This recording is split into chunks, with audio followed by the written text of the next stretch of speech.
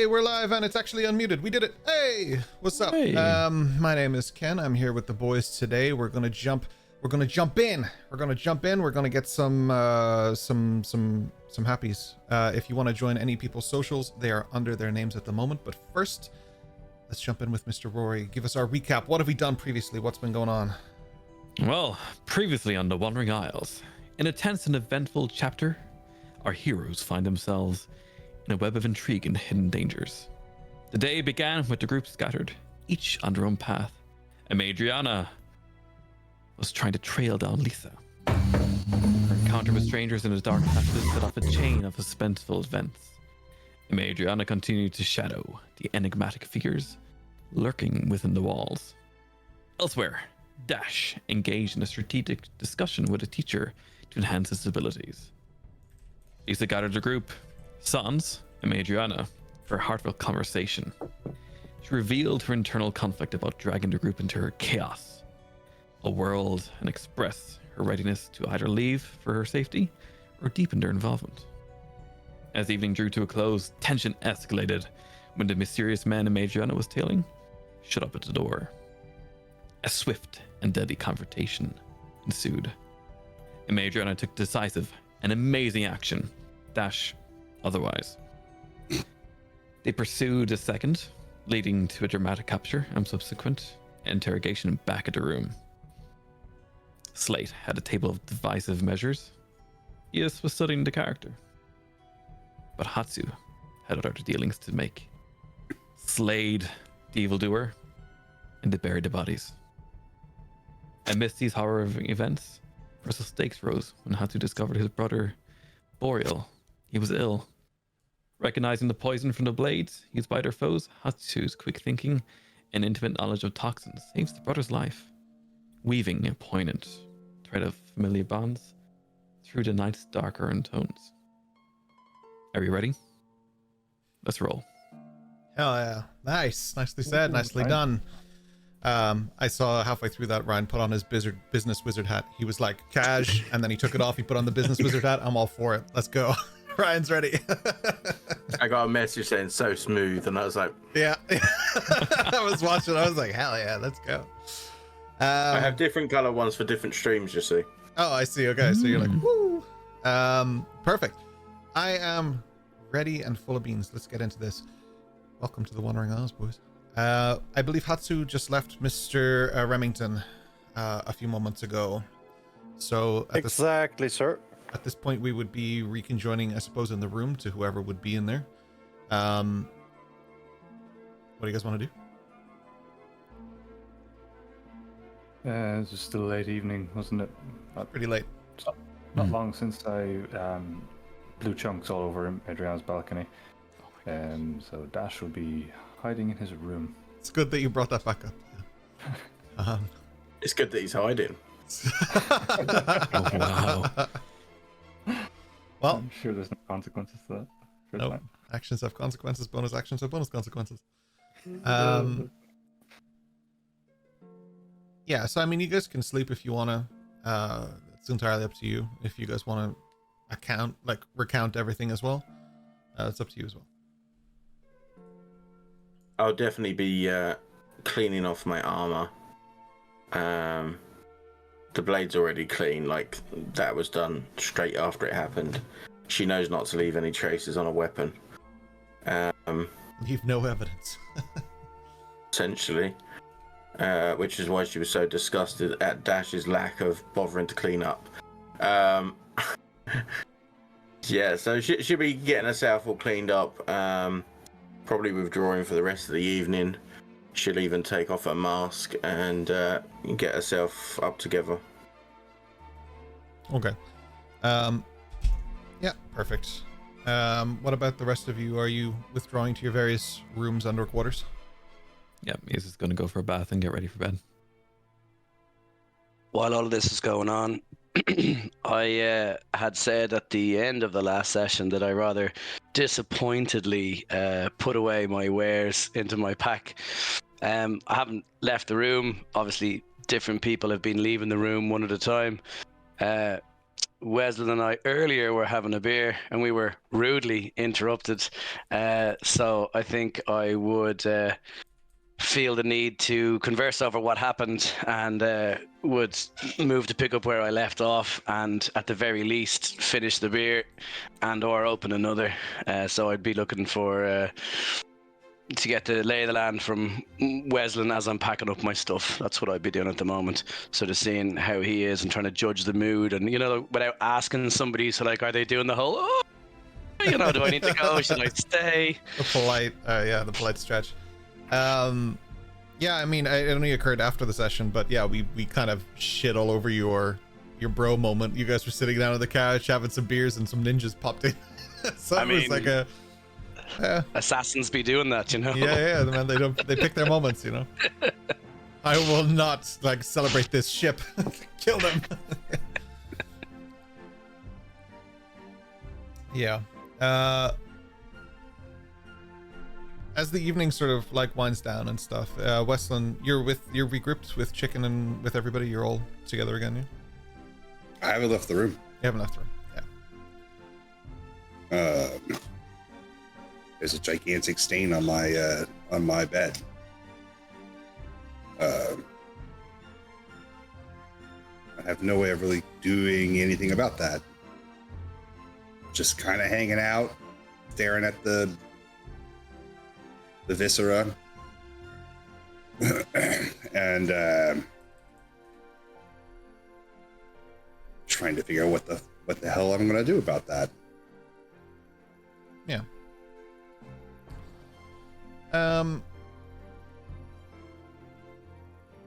It's a pretty steady evening, for the most part. A lot of that was pretty crazy. It's not often you watch people get beheaded in your own room. But at the same time, there was this is just another day vibes as well. You guys handled that as pros, which is pretty wild because you're level 1. So that was pretty good. Which means I need to send more assassins next time. When the night sort of passes, you guys are actually awoken by just the sound of people casually walking past and going to breakfast and doing things down in the corridor past your room. The dorms go past you, so you all basically slept in for probably the first time since you've been here, which is a little unusual for some of you to sleep in, and not so unusual for the others. But it's been a stressful night for a lot of you for different reasons.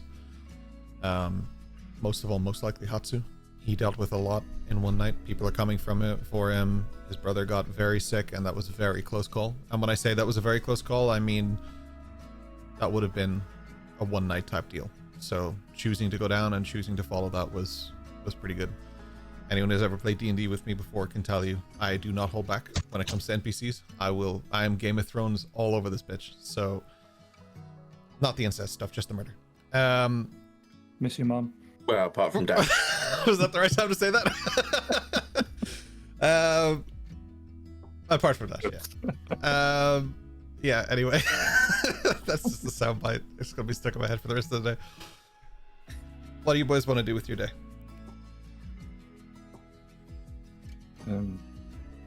Dash doesn't come out of his room in the morning. Busy with Lissa. Got it. What about the rest of you? Straight for the stables. Nice. Go see Ducky. Was she okay after the whole assassin? Ducky? That would be an awful reveal. She's fine. Ducky's perfectly fine with this. As the DM, I'll point out the Ducky's fine. Yes, absolutely. Yeah. There was no issues. No surprise. Ducky wasn't attacked. Okay. No, I wouldn't. I would definitely do that on camera, and I will. Ducky's doing great. Probably a little tired because you had her actually working during the night, whereas most of the time it's been pretty much free reign since she got to the island. But not unusual. You would have spent a lot of time on Ducky, and especially during nights and stuff as well. So, back home. So that wouldn't be too unusual, but just a little different for now. Yeah. A little unusual. Yeah. If I come out and if I notice that Dash is still in his room, Yeah. I'm gonna find the two loudest things I possibly can, and just go in and beat the fucking living shit out of them together, to wake him up as All right. loudly as possible. Yeah, I mean, yeah, hell yeah. Are you awake, Dash? Or are you just like in bed, or are you pulled the covers over, gone back to sleep? What's the vibe? Dash is awake. I'm still doing it. I'm coming in like it's a procession. Like this, we're going full Black Parade right now. Like, you know that meme of the woman out in the hallway, and she's like, "Ain't nobody gonna sleep in here." Yeah, She's like yeah, smashing yeah. the pans together, like that. That's how Madriana's rolling in there. What Like, did she yell? I remember that so much. I must have watched that 1,000 times. Yeah, I didn't get no sleep because of y'all. Y'all ain't gonna get no sleep because of me. I think that was it. Yeah, right. Yeah, I remember her. Yeah. She's like my spirit animal all over.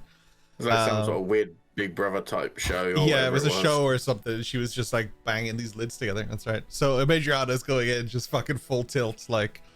So it's big loud, bang. but there's definitely a bit of rhythm to it. Yeah. Oh, she's got rhythm for sure. She's got She's rhythm. definitely got She's got rhythm. soul. Yeah. Are Hell you yeah. going into the room? Oh yeah, like Oh my God, it's why just did you ask open that the door question? wide open, fucking bang, bang. Sure. Like, well, you notice the door isn't locked. When you Wouldn't open the matter door if it first. was. And when you open the door, there's like no reaction from Dash. He's sitting on the bed. He's still in his clothes from the night before. He doesn't look hungover, but he looks a mess. His hair is all over the place. His shirt is kind of half undone. And this is very opposite of what you would expect from the usually well put together Dash. He's, I suppose, catatonic is the right word. He's just Like Ferris Bueller style. You know, he's just sitting there. He's just experiencing it. sitting there, kind of. If there was a fourth wall, he's just staring into the camera. Stop staring at me. Never. And essentially no reaction Daddy. to Daddy Dien. No reaction to you at all, really. You know, it's no fun when you don't play along. As soon as the music stops or the rhythm, I think that's my cue in the next room to join in. Yeah. So I just sound off with my horn in the next room, but it's the most god-awful sound you've ever heard. To the 5, that is the most god awful sound I've ever heard. The only thing that could have gone worse is a natty, and that one. But yeah, Horn check, really? horn check. He's definitely got the horn. He just doesn't know what to do with it. And whose is it? Yeah, still no reaction from Dash at all. He's just staring, mouth slightly agape, just completely lost in his own head. How does a Madriana process that? In one respect, she kind of wants to be like, okay, what's wrong with you, kind of thing. In another respect, she just wants to hit him in the face with the pan. Nailed the 5, yes. Yeah.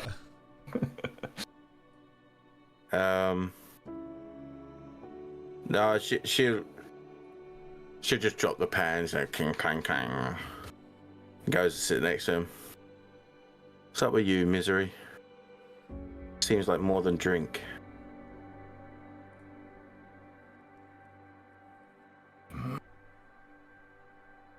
I swear to God, if you hurl over me, we will be having problems, though. Unfortunately, that didn't stay in my system long enough to have much effect. And my balcony recognizes that. I'm sorry, Elf. It's okay. It's okay. What's the matter?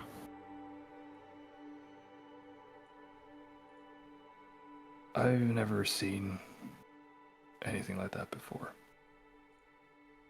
In all my career today. It's, I've never had to hurt someone seriously. I figured eventually it would happen, but it's difficult I assume you've killed someone before. How believable is he right now? You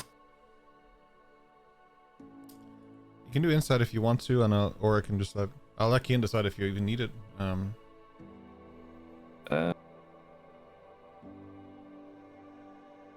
Keep in mind my passive insight's like 17.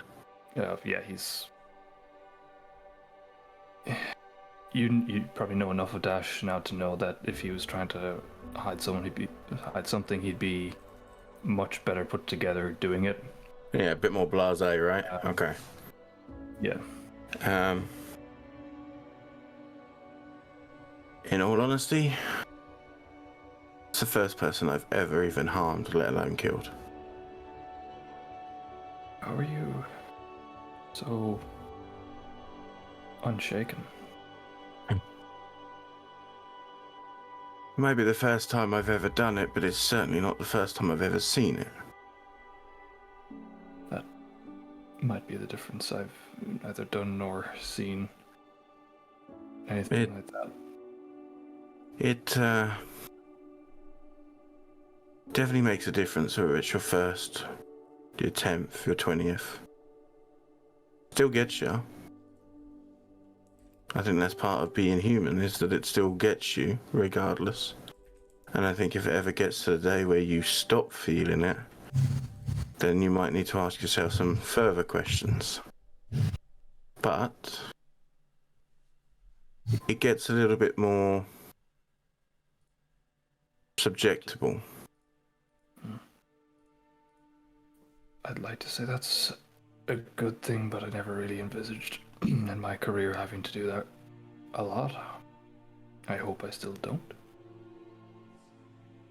Well, I mean, you got a pretty smart tongue and you dress well, so maybe you'll be able to talk your way out of things. Out of my whole deal.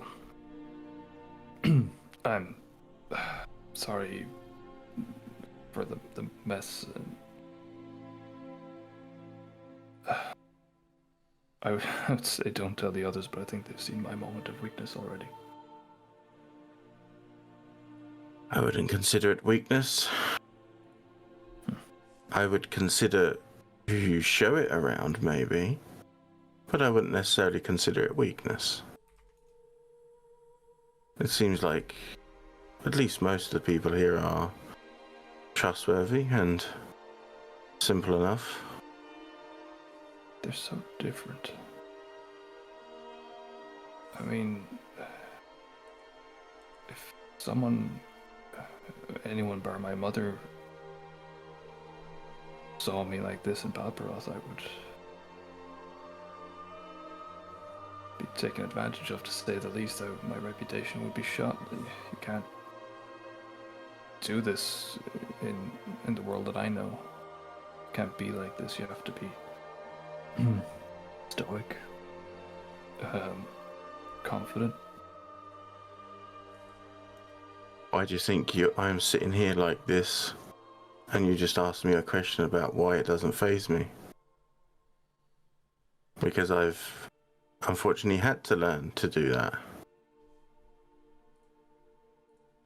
You just obviously haven't been in the same sorts of situations I have. No, it would appear not. Thank you. It's nice to know that at least internally others feel similar. I'm sure I'll hold myself together better if there's a next time. I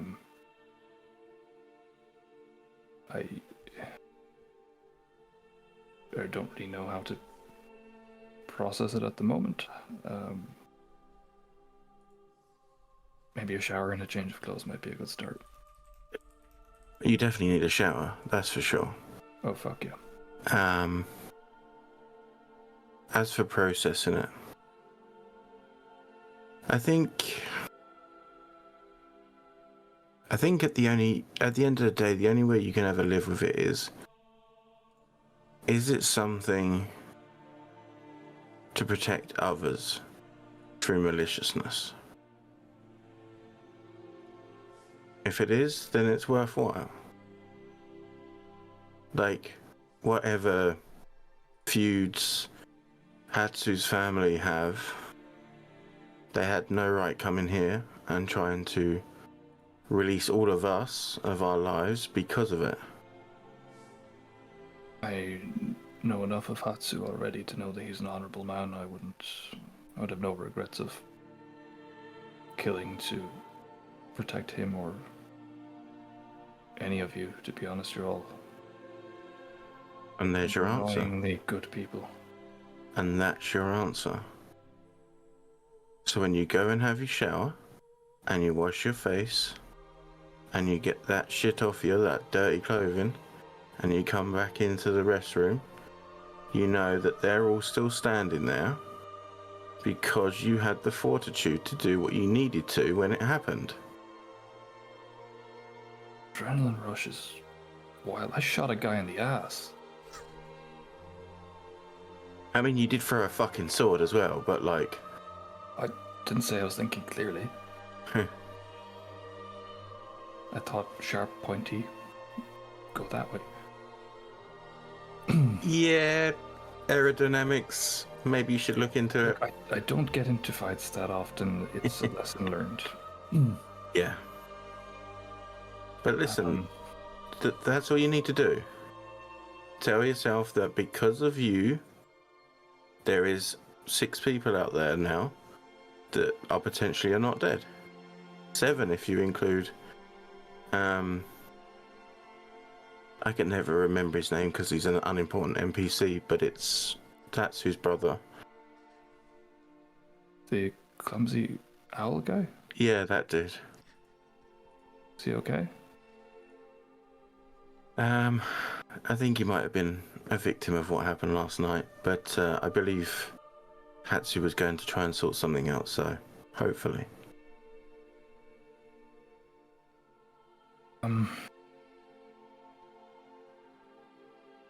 I think once I've showered, I might go get some target practice in.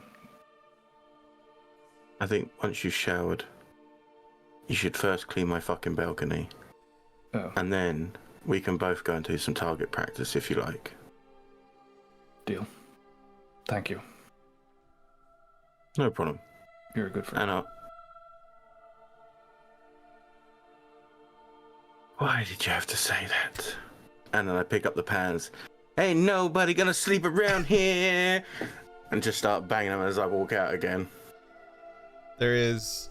The horn picks up again.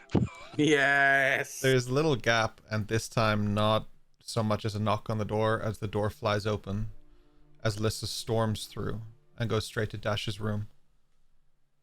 Oh, what the fuck? Are you okay? Listen, what are you... You look like shit, by the way. You do realise we don't have an open door policy, right? Shit. You do realize I don't need an open door policy. I can come through the window as well. As long as it's not mine. I'm okay. We get attacked, you don't check on me? You don't tell me that you're okay? I have to worry and find out myself that you're okay? You got attacked too? School got attacked. Well, they're dealt with. If that shit happens again and you don't tell me that you're alright, I'm writing a letter to your mother saying you're dead. She just walks out. Oh. She's done. And not casually closing the door. It's like a slam on the big main door. Just kind of lock eyes with Adriana and... Am I in trouble? That felt like I was in trouble. I wouldn't worry about it. She'll untangle them knickers at some point and come back round.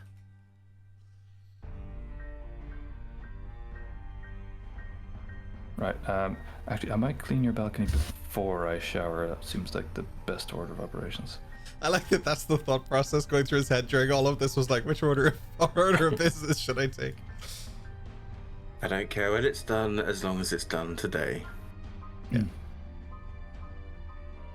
I'll do it now. And I go out looking at Slate and just keep playing. Like we've got this little rhythm going now, and I'm like, see how far we can take it. And on all that note, you guys are well awake at this point. Everybody's up, and Adam, there's definitely no silence within your dormitory in this morning. Oh, that's just perfect. My 6 for performance to go along with Slate's 5. Nice. Gosh, That's just like I didn't have a hangover before. Right now,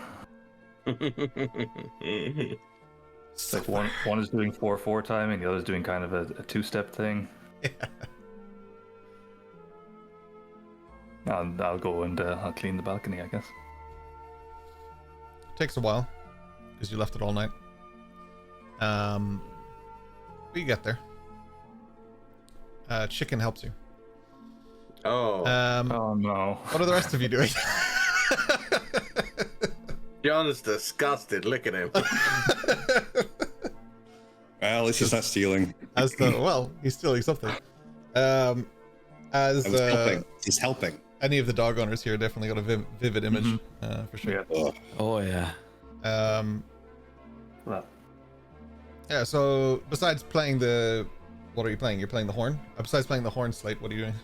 How's your morning? Obviously slept in as we mentioned, and then was awoken to some rendition of something and assumed it was time to join in.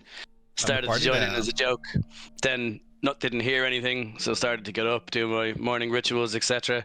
Was starting to head down to the common room, and it picked up again. So then I thought, "Fuck yeah!" Started jamming, and then I'd imagine halfway across the common room, I would probably realise that I'd be looking at Weslin, and judging by his appearance, and or if he had not yet got up yet, I would probably start to slow my roll with the horn, you know, and then I just walk past casually and put it away like nothing happened, and just go morning. I don't know if we've had this discussion or if this is just in my head, but is it a horn like a jazz horn, or is it like a horn like a Horn of Gondor horn? Oh, it's like a Horn of Gondor horn. Oh hell yeah! Okay, damn it. It's a proper horn, like Hell yeah. proper horn. So yeah, everybody would hear it. Everybody would hear Gondor it. calls for 8 at 7 a.m. Yeah, might just get a proper horn for out of context Slate. yeah. If anybody wants to see it, I've got it. You know what I mean? The proper horn is here. Anybody just has to ask. Lizzie, how's Hatsu? Hatsu was in his room the whole night doing training stuff, eating his power balls, thinking about life in the darkest dark of the night. And in the morning, he heard some strange noises out of the other rooms. And he implemented these tones in his meditation. And after a while, it became like seagull shouts and ocean waving. And he just blended it in with his thoughts. So he kind of didn't hear it anymore after a few minutes, I guess. And you live with Boreal for a long time. I'm sure you're used to clumsy noise in the background. You know? Yeah. Oh, that's his He's a name. fucking clown. So in the morning, he writes down a letter to... Wait, where is he? What was his fucking name? Remington? Yeah. And he basically, because he asked him to get the rest of the heads, Oh, yeah. he basically gives him an explanation and like a little scribbled card where he can find the bodies. And he would, like, after his morning routine, and he did send a letter to Remington, he would go downstairs, like business as usual, I guess. Nice. Eos, when you arrive at the stables, you notice that Ducky is a little more taken care of than usual. One of the people who work at the stables has offered a different type of, forgive me, I'm not an equestrian, but there's like the tarp or blanket that goes underneath the saddle. It's more in line with what Eos robes would look like. It's this kind of purple, midnight purple kind of color. It has this kind of like nice finish to it as well. It's a very silky, smooth fabric, which obviously you wouldn't put under there because you'd go sliding around, but it's just something that is kind of part of the process, I suppose. It's just a nice thing. It seems to be a nice gesture that people are getting to know you in the stables, and they're, in a sense, not rewarding Ducky in that way, but kind of just promoting the fact that they're getting used to you being there and they wanted to do something nice for you, kind of thing. It's amazing. Ys will actively inspect it, look at it. She's going to admire the stitching. Is that person around? It may have been magically made, but the person, yeah, like, oh shit, would they be around? You guys, you went, it was pretty early, right? We established. They may not be there yet. That might have been a thing that was just done on the morning check-in, so you might find them later in the day. Yeah, sorry. Okay, yeah, that's perfectly fine.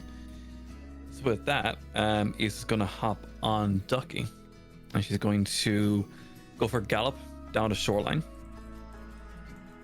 She needs to process some stuff. As she goes along the shoreline, she's galloping along on top of Ducky. She pictures the face that she saw last night, the things that she saw last night. Yeah. And some memories are going to hit her. She won't be very present when that happens. And she's going to try and get Ducky to go quicker and quicker and quicker. And the memories of things she's had before will keep hitting her. She's going to get visually upset. She's going to stop. She's going to jump off Ducky. And she's going to kind of stand in the water up to her ankles. And she's going to cover her mouth and she's going to have a small little cry to herself.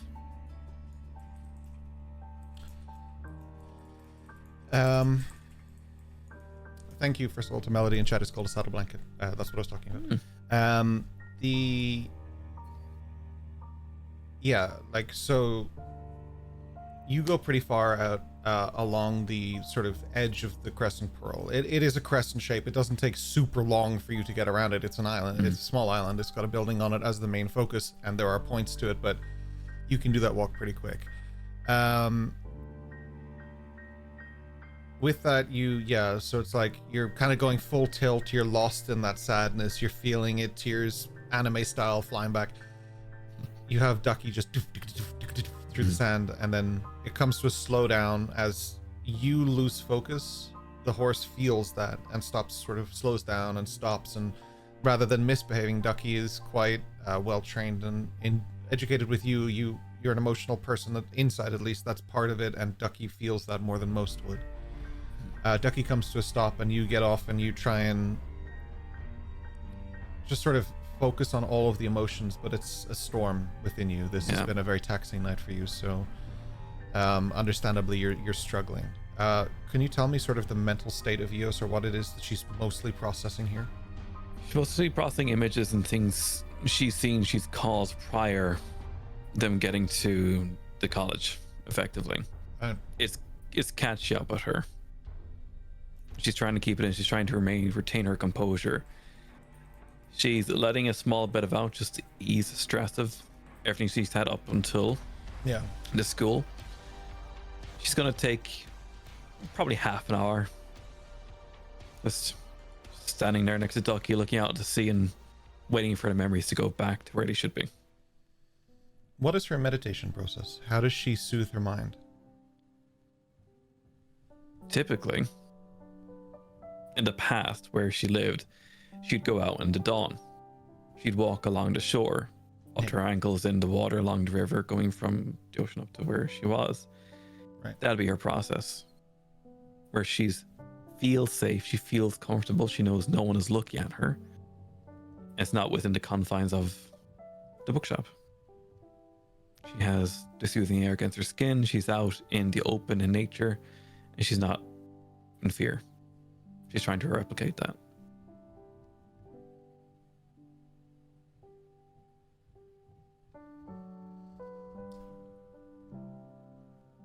The sun is up, but there's dogs barking. It's chicken's just out playing, chasing butterflies or something. But it's that light that's like, it looks bright, like it could be midday, but the sun isn't very high. Like it's a pure light in the sky today. It's very warm, but there's something soothing about that for Eos. It's not like she's just sweating, like that hasn't started. It's just a really calm and nice feeling, one that she didn't experience that much because the daytime it wasn't typically her friend.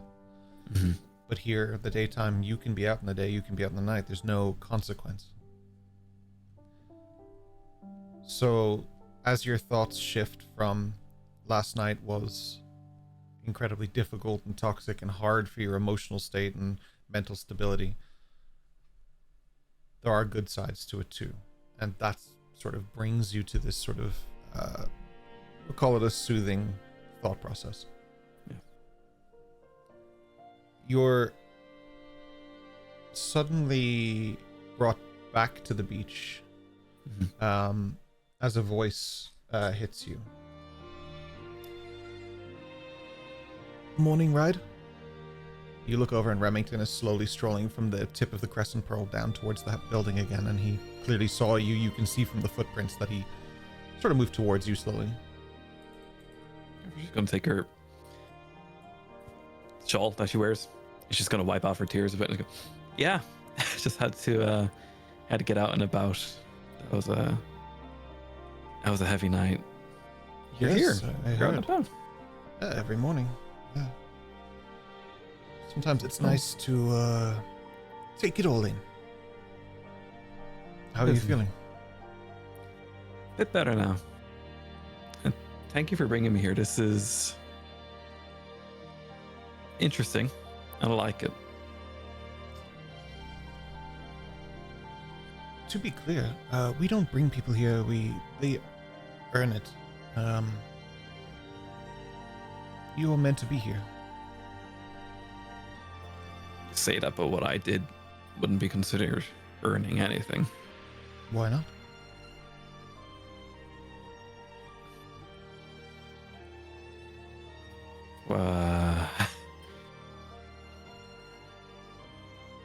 Why not is a very good question. The power is down inside me. The things that I try and do to control them. The elder voice in my head that talks to me when things are at the finite position of me dying to living. It scares me. Yes. I think that's just part of being mortal.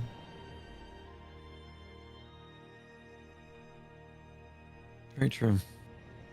Very true. He You also looks are- over at Ducky. You are gifted with a soul. And how you choose to listen to this is up to you. Perhaps you are okay with murder, killing, taking what's not yours, or perhaps you're not. But we all find our lines. I think this is just you having the opportunity to find yours. And it's good that you listen to this. That's when you discover who you truly are.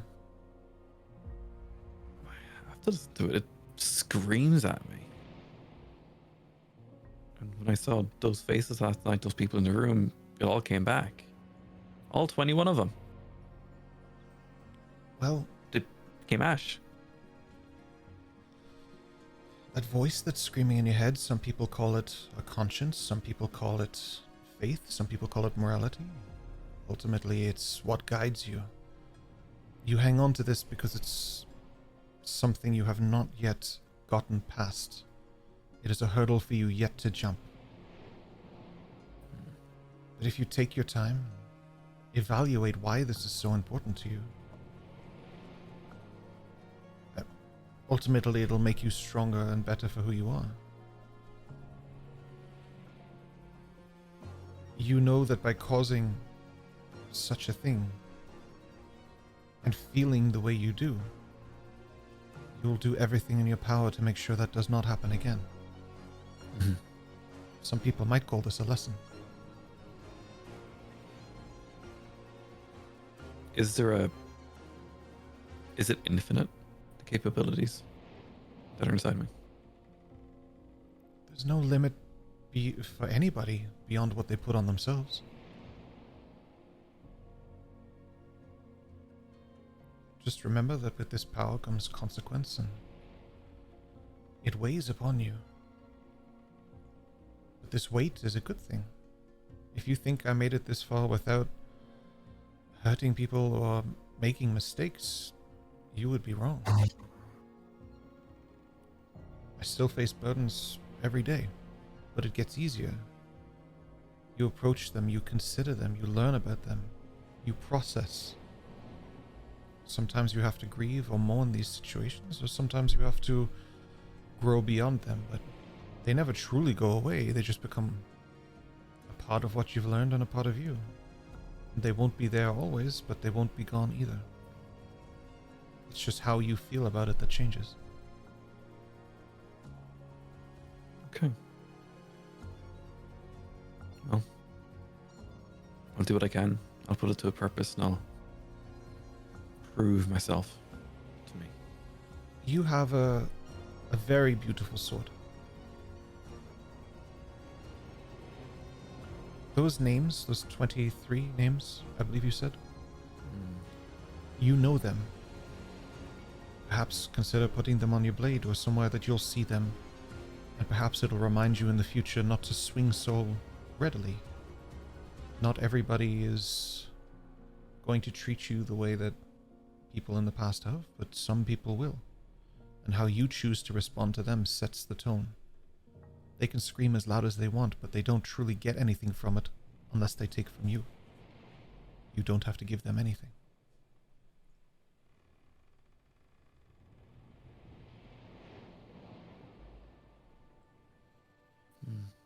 Thank you.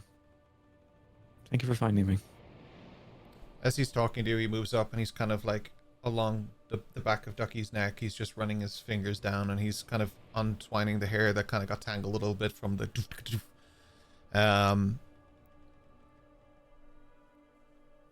don't be afraid to be yourself. Just define who you are so that you know you're not the person who did those things. Instead, you're the person preventing those things. You're stronger than you think. Just find your balance one step at a time.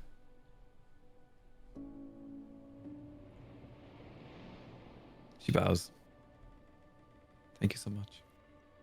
He starts to walk down the beach and just sort of hums a gentle theme, and he just seems casually happy just to be sauntering back. It might take him 30 minutes to get back, but that 30 minutes might be the most important part of his day. He's happy to be where he is. Excellent. Go on a nice, easy stroll with Ducky back to the place. Yeah. A bag blows by and Ducky's just like gone. Yeah. So where did we sort of, who haven't we talked to yet? So Dash is doing the balcony. Atsu's sort of powerballing it. Slate, you're horned up. That's not what I meant. Shut up. Richard, you're John, you're in the room, right? Do you want to do anything with your day?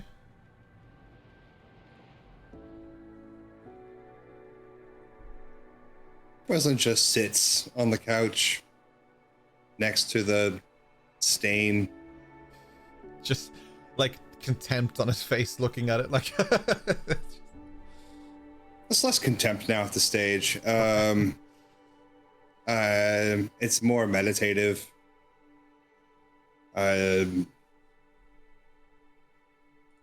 He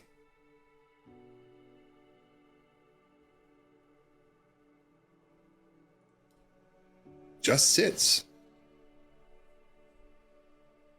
Simply just sits.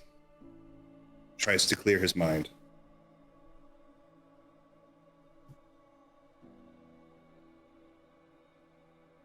Okay. Chicken is out wandering the school, but that's normal. You take your time and try and clear your head. Is there a process, like much like what I asked to Roy, is there a process for Westland to try and clear those thoughts or those feelings within him? think it's rather chaotic. I mean, a lot of it is attempting to sift through memory. Yeah. Everything is very clear from that past night, from the past couple of days. He can relatively with ease take these points of information all the way back to where he stumbled into the alchemist's house.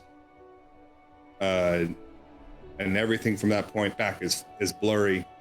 Yeah. And so he goes through, again, in order, forwards and backwards.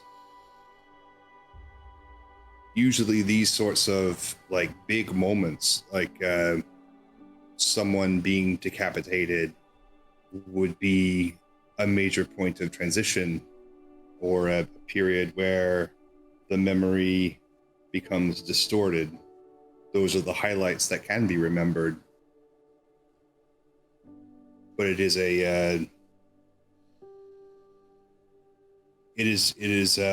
something that he is now using as a marker for the next day and the next, to see if both the memory of that experience, it remains sharp, as well as that stain remains present. Yeah.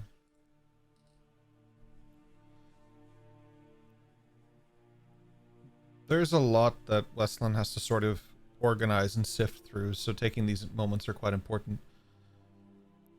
I will use my DM initiative to say that this is a form of trance for him.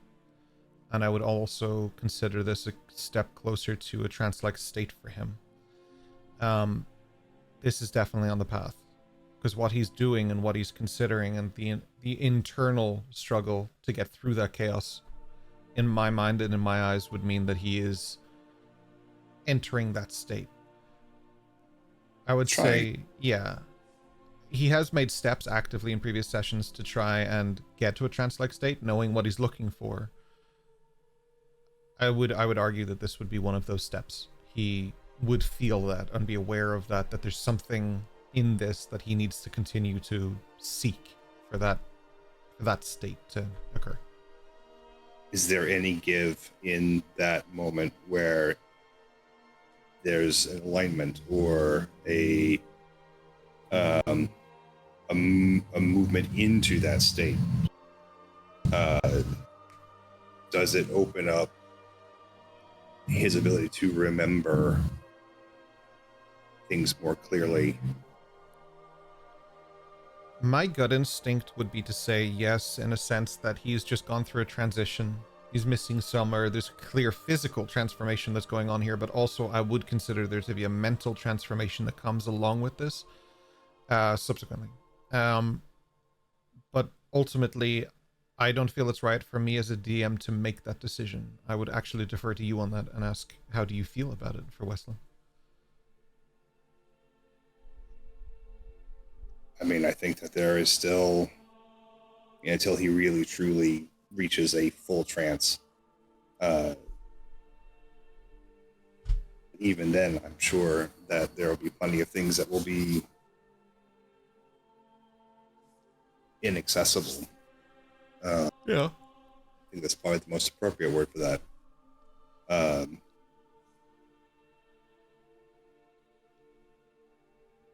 It is unclear.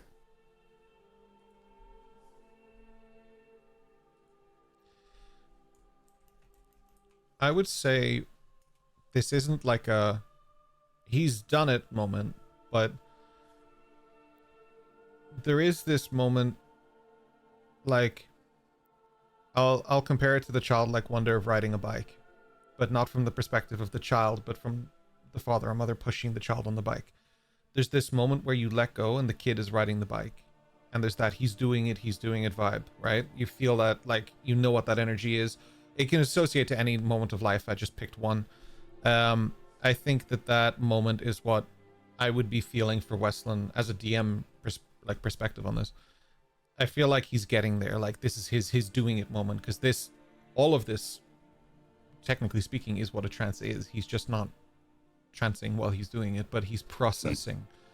And that journey towards the trance-like state, I would say that this is a significant step alongside his actual willingness to do it. Like, that was the first step, the moment a few sessions ago when he decided he wants to learn to do something like this, or to figure this out through the conversation. But this moment would be a significant one just on top of that. This is probably as important in my eyes. A few more things like this, or not even a few, but soon, I would say he's going to uncover that probably in a moment of tiredness or something, but like he's knocking on the right doors. Which is good to see. I like it. That's what he does. Just goes around knocking on doors. Yeah. Honestly, that's like, if I was to watch an episode of Westland, that's what I would want to watch. Like, I would want to watch him walking around knocking on doors. Is this a dream? Just like talking to people. And then in the background, Adriana's shocked face when everybody says it is. I just cop on quite early and I start giving him cookies to sell while he's at the door of each house. You start a racket. Yeah. Hell yeah. On that note, I very specifically lastly come to you, Adriana. If she were to go and see her balcony, it is pristine, very clean. Dash did an excellent job. And the birds and chicken. If only he'd worked out, he could have probably done it magically. Well, the other side of that is that you do see things. So from your balcony, there is that view for you. Like, in my head, I compare it to kind of like Hawkeye, Avengers sitting up and watching things, right? You do see Eos and Ducky on the beach way down, like probably this high, but you know, they're far away, so. Far away. Exactly, yeah. But what that means to you is entirely up to you.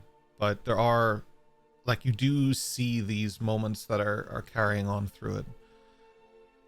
After experiencing all of this and going through this, this is a taste of Madriana's life come to her, even though this wasn't something that may have been aimed at her.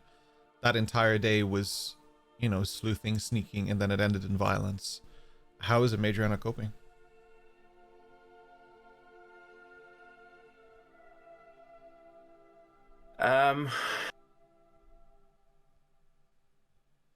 She's definitely handled it better than she possibly thought she would. Like, it's one of those situations, she never really had an idea of how she would feel if she ever had to do it. Mm-hmm. But even with that, she still feels like she handled it better than she thought she would have, if that makes sense. Is there a part of her that's like, well, I had to, I'm trying to, like, save my friend or do something supportive for my friend? Or is it more something that she was waiting for this moment and this was it, so... No. So for her, it's very much... she's there thinking about it, and it was a case of not even... Because she wouldn't necessarily consider these people friends, which is why when Dash said that, it kind of like, why did you say that kind of thing? Yeah. But it was a case of she couldn't allow for someone with those kinds of intentions to do that without having intervened. She's already seen too much of that, far too much of that. 100%, yeah. And she's trying to break that. This is not a path that people should have to walk down. Yeah. And if she has to be the one to stop that, she's absolutely willing to do it. Yeah, that's fair.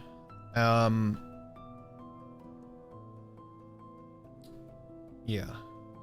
Now, having said that, she obviously doesn't know their side of the story compared to Hatsu's.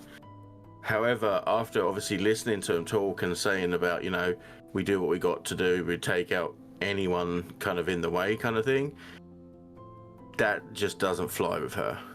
So that was why it was a case of, well, how about you fucking stop right now? Stop right now. Thank you very much. Yeah. Exactly. Um, I need to spike someone with my bladed touch. and you did. You do clean your armor. On that note, you do get the blood off, but it does take a little bit of time and a little bit of elbow grease to do it. Yeah, it's leather. It's not easy. Yeah. Obviously, I don't know Amadriana as well as you do. It's your mind to process. How would she feel? She technically took a life and partook in the other one.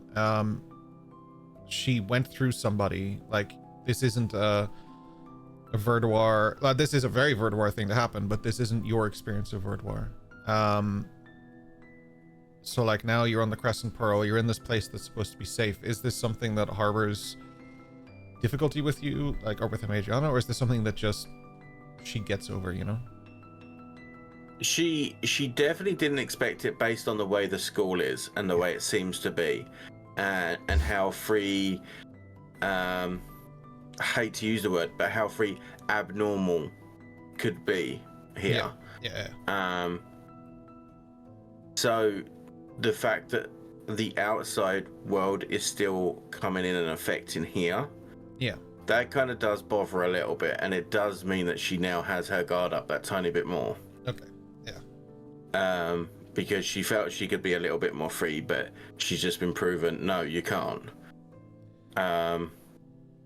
But also, it's kind of expected. Right. Like, she's never had a position where she could just chill out, be free. So it's a case of normalcy for her, really. Okay. The only difference now is that there's this bunch of not so quite pieces of shit that she's kind of living with. There is that knowledge that Amadriana, obviously, she could send a letter to her mom in 2 seconds, and there would be 50 people here guarding this room at night and day, and you would also have a million eyes on you at all times. Like, is that a thought process for her? Like, is she... No. This is my path. I'm walking it, and I will change it. Yeah, that's I like that approach. Yeah. I can't expect those around me to change if I don't change the things that should be changed. Yeah, I like that. As a collective group, as we kick into what would be the next week of you guys being here, is there anything that wants to be dealt with by any of you, discussed, done, or are we just kind of zooming through a week? Oh, there's hella people.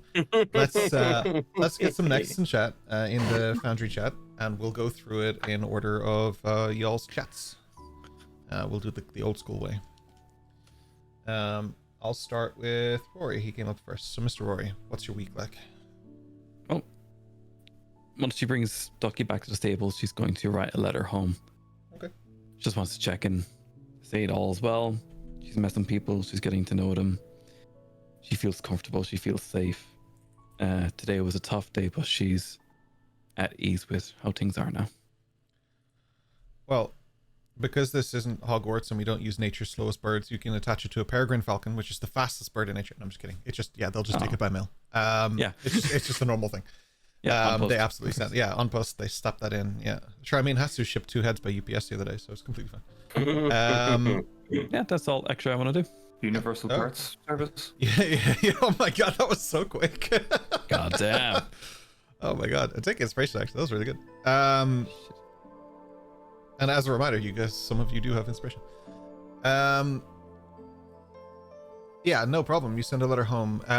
If you don't want to say it out loud, can you just whisper me somewhere? Probably, I would say in our private chat. If you message, of course, me, what it says, and I'll mark it down so that I know, because otherwise I'll never reply to you, and I'll feel bad. Right. I'll leave you on red. For the sake of the viewers, do you want us to do headphones off so you can say it? It's okay. This is just a nice little thing, and it'll take a while for a response. You're not going to get a response today or tomorrow anyway. Yeah. It's probably going to take the week for that letter to get where it's going. It's still on post. I mean, they're great, but they're it still takes time. Great. Yeah. We need to come up with I need to come up with a postal service. Actually, I don't think I have for the Wandering Isles. I don't think I got that in detail when I was writing my thesis of the Wandering Elves. Yeah, like you guys are. Yeah, I'll come back to that. Actually, never mind. Let me go to Mr. Busy, Mr. Hatsu. So, if I remember correct, there has to be the next full moon should be in that week. Is that correct? Mhm. So, in the night, in that he is gonna sneak out. Okay. And he's going to collect the sending phone stone. Sorry, Telestone, I think I confused. called it. Yeah. Telestone. That was Okay. it. Yeah. Trademark, patent pending. And he is going to.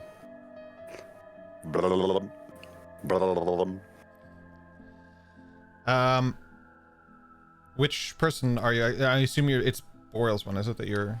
I mean, Boreal did send it. He did, yeah. But that's the one you're trying to get to. Yeah.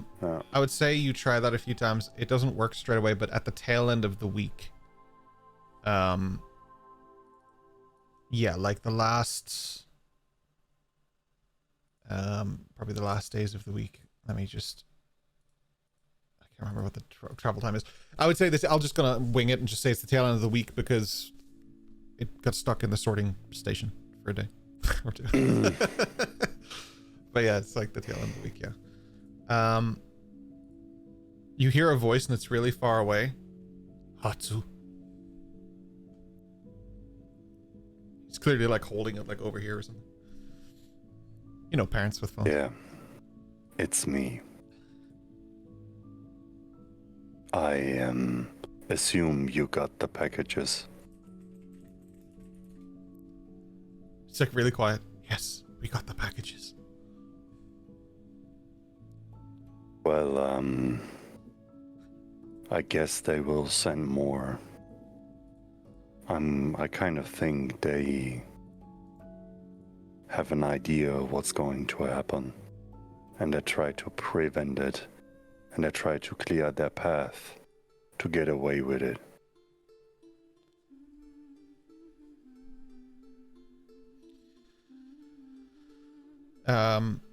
Suddenly the microphone, like, or whatever, the transceiver or whatever you want to call it, is super loud as he puts it like really close to his face, and he's like, yes, I think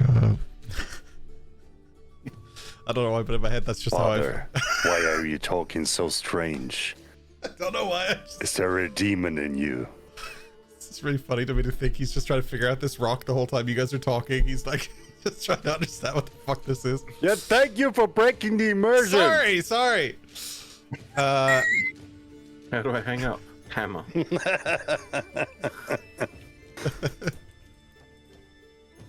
Yeah, so it is he gets the hang of it. We'll just skip that part. He gets the hang of it. Yes, Hatsu. We will take care of this. They came here first. Nobody was hurt. Nothing was taken. And we took care of them. But stay safe. We have sent a letter to your sister as well. Not the only thing I'm concerned about. They also did poison Boreal. He's okay, but I think they have their networks in here as well. And I couldn't find out yet how they operate. Do you have any idea? Think back to your teachings, Hatsu. First we evaluate how, and then we evaluate why. How did they get to you?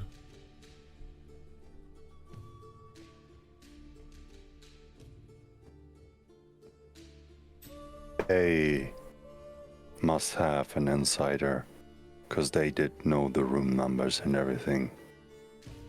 I assume they have somebody here that's also here for lessons. I will keep an eye out. But how did they know that I'm here? They must have followed us right from home. This is the right questions. Keep your brother safe. There's a hesitation in his voice. I know you are capable, son. Do not.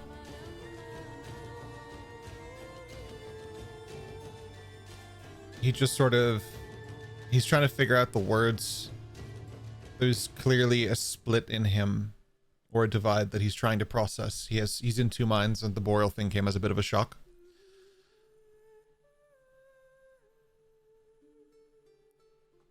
When you return home,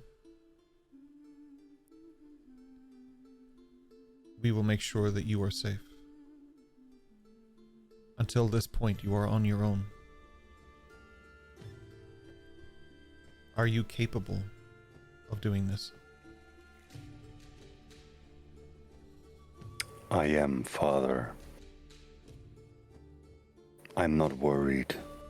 I'm not scared. I'm in peace.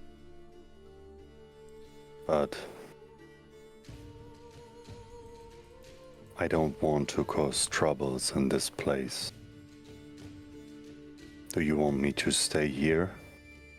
Oh, sure, should I go ahead? I think that this experience is very important.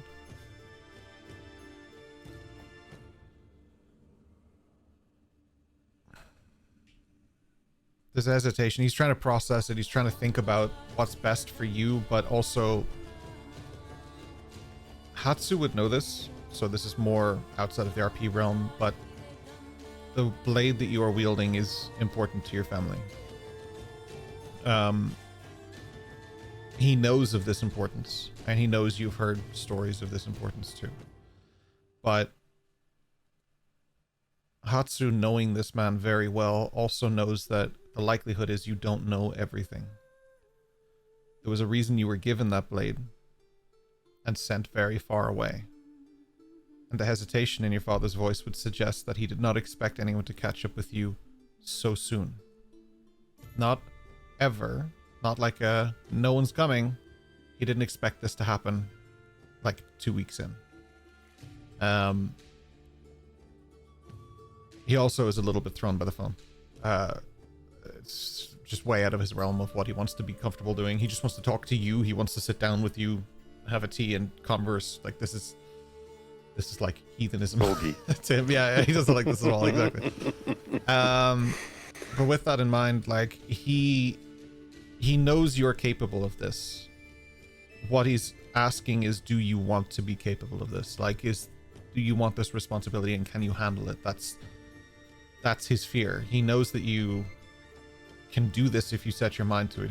He's more or less coming at you from a point of view of like, should you be doing this?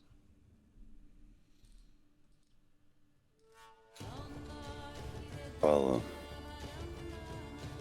I think if you out for the prey and you lost its tracks, sometimes it's a good idea to stay where you have seen them last. I will stay. I will wait. And if they gonna come... Your mic's doing that thing again where it's just going quieter and quieter and quieter. Sorry. And if they are coming back, I will wait for them.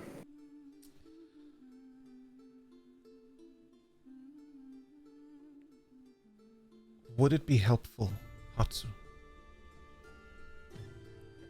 if we sent someone to help you and to have your back?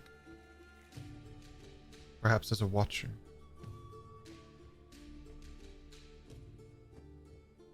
I think you shouldn't send somebody to watch.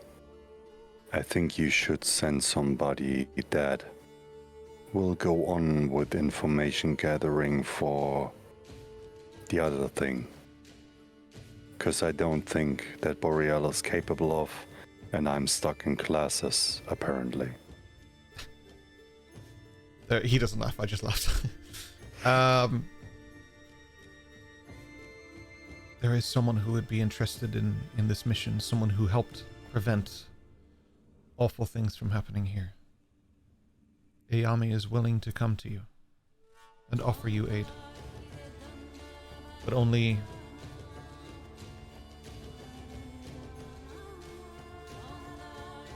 if you think you need it and can trust her with this mission. Because you know her best, and I trust your judgment. But ultimately, you know what you must do.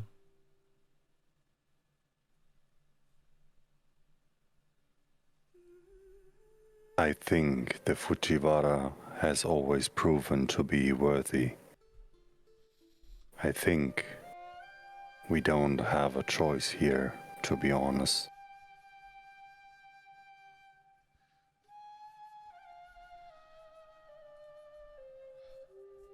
We will send her your way. We will cover the costs of her expenses and travel. And I will send with her a note that she is to take a place within this school. You give her whatever information you think is necessary for this. I might interrupt you, Father. I don't think it's a good idea to set her up here, because they already have insiders here.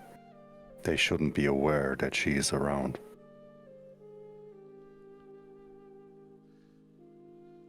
How would you approach this? What we usually do, Dad, as you know, we have them close the area, but not too close, and give her space to gather information in the smaller areas around the Crescent Pearl, so she can use our networks to maybe find out where they come from, where they go to, who's paying them, and these things. They have to stop and rest somewhere before they arrive here.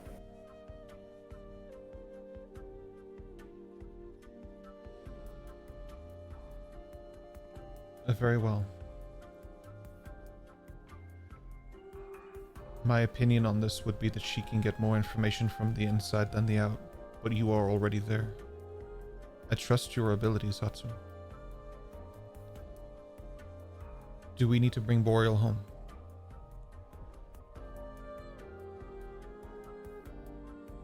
Take care of him, I promise.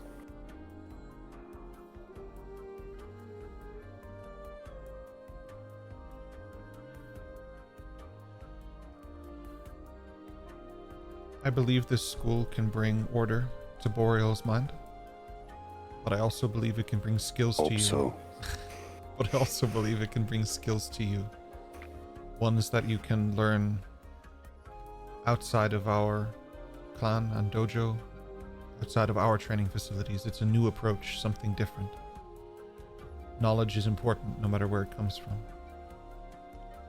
You do me one last favor, Father. There's a hesitation, and then he's like thinking if he should sass you or not. Yeah. Yes, of course. Remington was quite concerned because I did cut off the heads.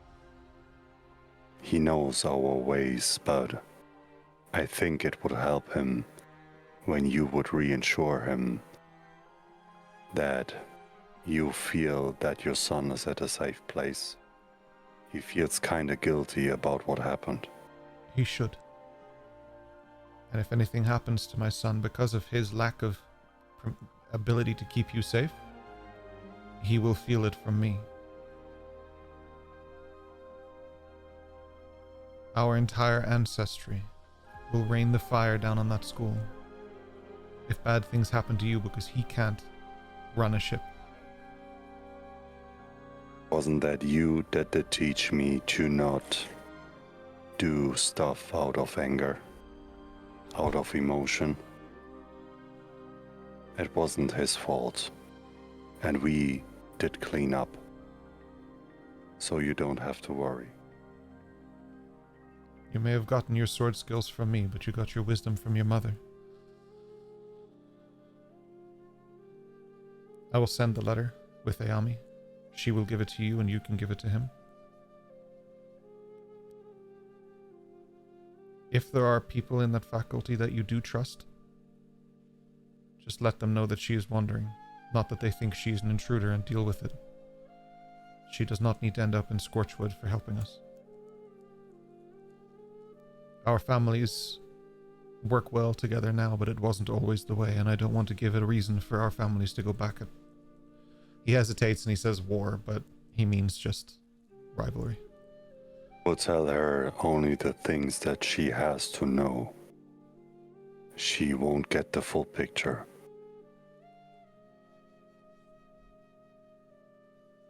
Anyone you trust can be brought in, but just remember, the end goal is the end goal. This path is set. You just walk it.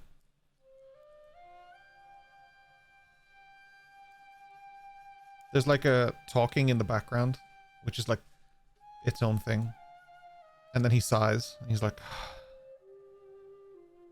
and your mother will send her bread with Ayami for you too. And he's like, she's just jabbering in the background, kind of engaging in this conversation, because she can hear you, but you can't quite hear her. He goes, Domo arigato gozaimashita, Oto-san. And don't worry. And he kind of clinks up like... He hung up on me. I imagine him still talking. He probably is. For like an hour, he tells a wise tale. To the void. To the rock, basically. Yeah.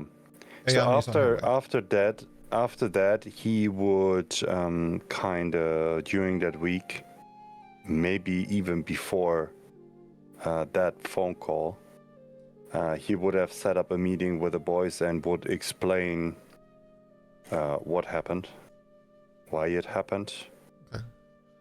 But basically just that a group of people is trying to get very specific things from his family to kind of prove that they are capable of assassinate and steal from one of the higher families in his hometown to kind of undermine their position and take over the city, basically.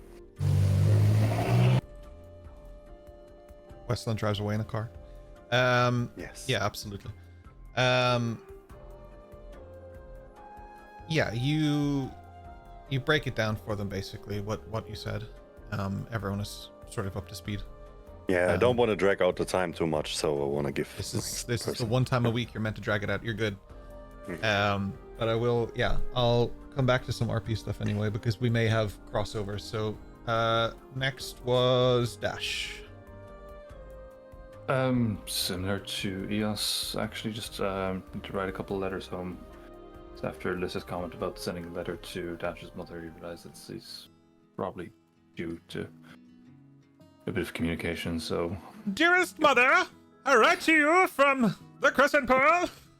I just feel like that's how you write. I don't know why. Yeah, mummy.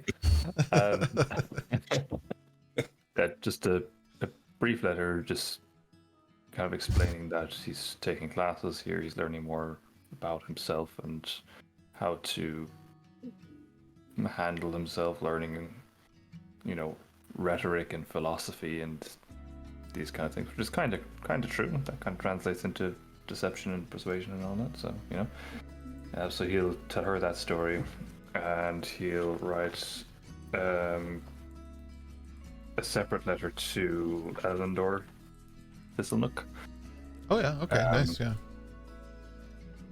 And kind of start out, hope your wife is well. Appreciated the snacks for the journey. And then he'll tell him the real goings on.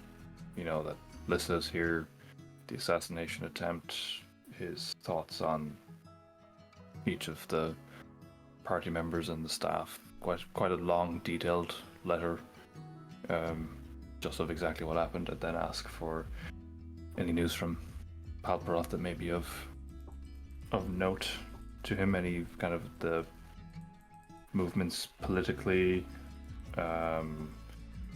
anything happening with Bloodstone. Just kind of anything that would pique his interest, really. Cool. What I will get you to do, if it's okay, is you don't have to do it right now, but just remind yourself to send me that if that's okay, because I can give you a response. Then I want to reply to letters that you guys send and do that stuff. You guys have played D&D before with me, I know. But for people watching and stuff, what I usually do is I get the letters, I get the notes and stuff, and then I create my own inbox system, and they get responses and mail happens and stuff like that. So with letters and mail system, that's part of it. So if you can send it to me, that'd be great, because then I can write it down and I'll have a response prepped for you then. Yeah, and as well as that, he's purposefully going to try and avoid Lissa. Okay. That is very easy, because you do not see her during that entire week. 2 can play at that game. I believe more than 2 in this group can play at that game. 7 can play at that game. Yeah, you don't see her. Cool. That's it. Absolutely perfect. I don't know if there's anyone in the next order. I don't think so. Is anyone else that wants to do anything? I think, yeah, Richard wanted to do something as well. Did I skip Richard? That was on the next. Oh, sorry. Go ahead, Richard. Sorry. I'm gonna say a change of pace for Slate, starting the first morning after all the shenanigans and near misses and everything that happened. There's a moment where whoever is around sees Slate go to leave the common room to go down into the school, and has this moment where he bends down and all of a sudden he has long brown hair and he flicks it up. And in that moment, it's like really long, shiny brown hair. Mm-hmm. And his shirt is unbuttoned, you can see his pecs. And he's wearing really bright colored clothes, Yeah. He has his lutes in his hand, and he's way too pristine looking, And anybody who pays any attention would know that he has an amazing complexion. I mean, amazing. Like, it's unblemished. It's perfect. Does he have that super sexy Latino accent, and just like he's got that whole like Antonio Banderas voice or something going on, and just he's just his energy and enthusiasm are kind of emanating from him. They're oozing from him. It's almost blinding, I'd say. And he doesn't walk; he struts everywhere all the time. And anytime you talk to him, he's always busy, and he physically says he's off to meet his adoring public all the time. So that's the first day of the week. Throughout the week, Slate will be doing his own thing. I know you can't hear it, but I got a song for this. There's just sax blasting in the background, and he's just strutting. I got it. Oh, absolutely. He is feeling so great, top of the world, just full of energy, feeling amazing, and it shows. Top of the world. Yeah. And over the next day or two, from his previous minglings in the other classes that he attends, because as I said to you, he attends all the classes and randomly goes to different ones. All the time, Yeah, he continues that, and again going in the guise of other students, but he's going to start to try and sell the swords and throwing stars, sort of like a black market commissary or tuck shop to the other students. So throughout the week, he's trying to find anybody who would like a throwing star, anybody who wants mischief, anybody who wants to, sword, swap it for a favor, some chewing gum, that type of thing. Just currying favor and influence amongst other students, and yeah. It's not a hyper successful endeavor, given that they can get them for free. But yeah, it does, he tries anyway. His thinking behind it is that they're not magically made, they're not magically tracked. No one knows you have them. No one knows where you put them or what you do with them. Gotcha. And I think other people might find that interesting. So that's where he's coming from. That's his play on it. And persuasion. Let's see how it goes. Let's see how good of a salesman he is. I want Boreal to buy one, prick himself on it, and become sick again. Oh my god. 19! Boreal buys one, sure. in turn of favor, absolutely. Nice. So that's kind of the. Please tell me you tell Hatsu that Boreal bought like a throwing star from you or something, because you No, kicked totally the didn't. shit out of Boreal. Totally didn't. So that's my second day, and then the rest of the week kind of continues on with that kind of currying small favors, trying to find similar students who don't want to go to a class and want to bunk off, and saying I'll go to the class as them in return for them having to skip whatever it is. That kind of stuff. Low level mischief, but like I said, getting to know other students and learning more about activities and things like that. Yeah, I would say people watching Slate coming and going, you know, he's much busier than usual, less available than usual, not hanging around the back of the group whenever they're just doing things, not around. But noticeably, the odd time when he comes and goes through his door is never locked, but you can see into his room. Some random paper and scribblings have appeared within his room. Nice. Just strewn about the place, some on the wall, some on the floor, things like that. And then I suppose I would have spent a lot of time, as the other students, really listening for rumors and interesting gossip throughout the week, because being able to appear as someone else, I could hear something that somebody might not want any of us to hear. So keeping my ears and eyes open for anything that might be interesting to the group, but specifically, you know, just things, anything at all, gossip, rumor, anything like that. Towards the latter part of the week, we're coming into the last couple of days, his demeanor would slightly change, and I think his visage the same. It would be less of the appearance of the high energy, big hair flick, and instead he would start to be seen pacing throughout the grounds at weird times in weird places. And I think would have been noticed at a couple of times absent-mindedly muttering under his breath, and seen in places like the garden in the soil or the beach on the sand, leaving a capital I in different places. Information points, got it. Yeah, most of the time, you know, remembering he's done it or seeing it before he walks away and kicking away with his foot, but done it often enough that one or two he's left behind, and it's noticeable to people, but it's meaningless. It's just a letter I.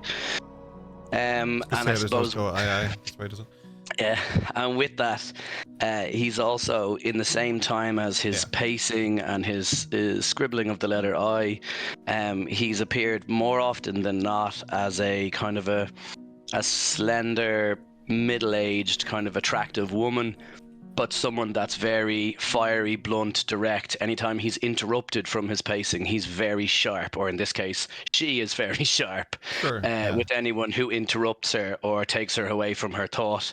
Like I said, whenever she's pacing. And then that's it for the week.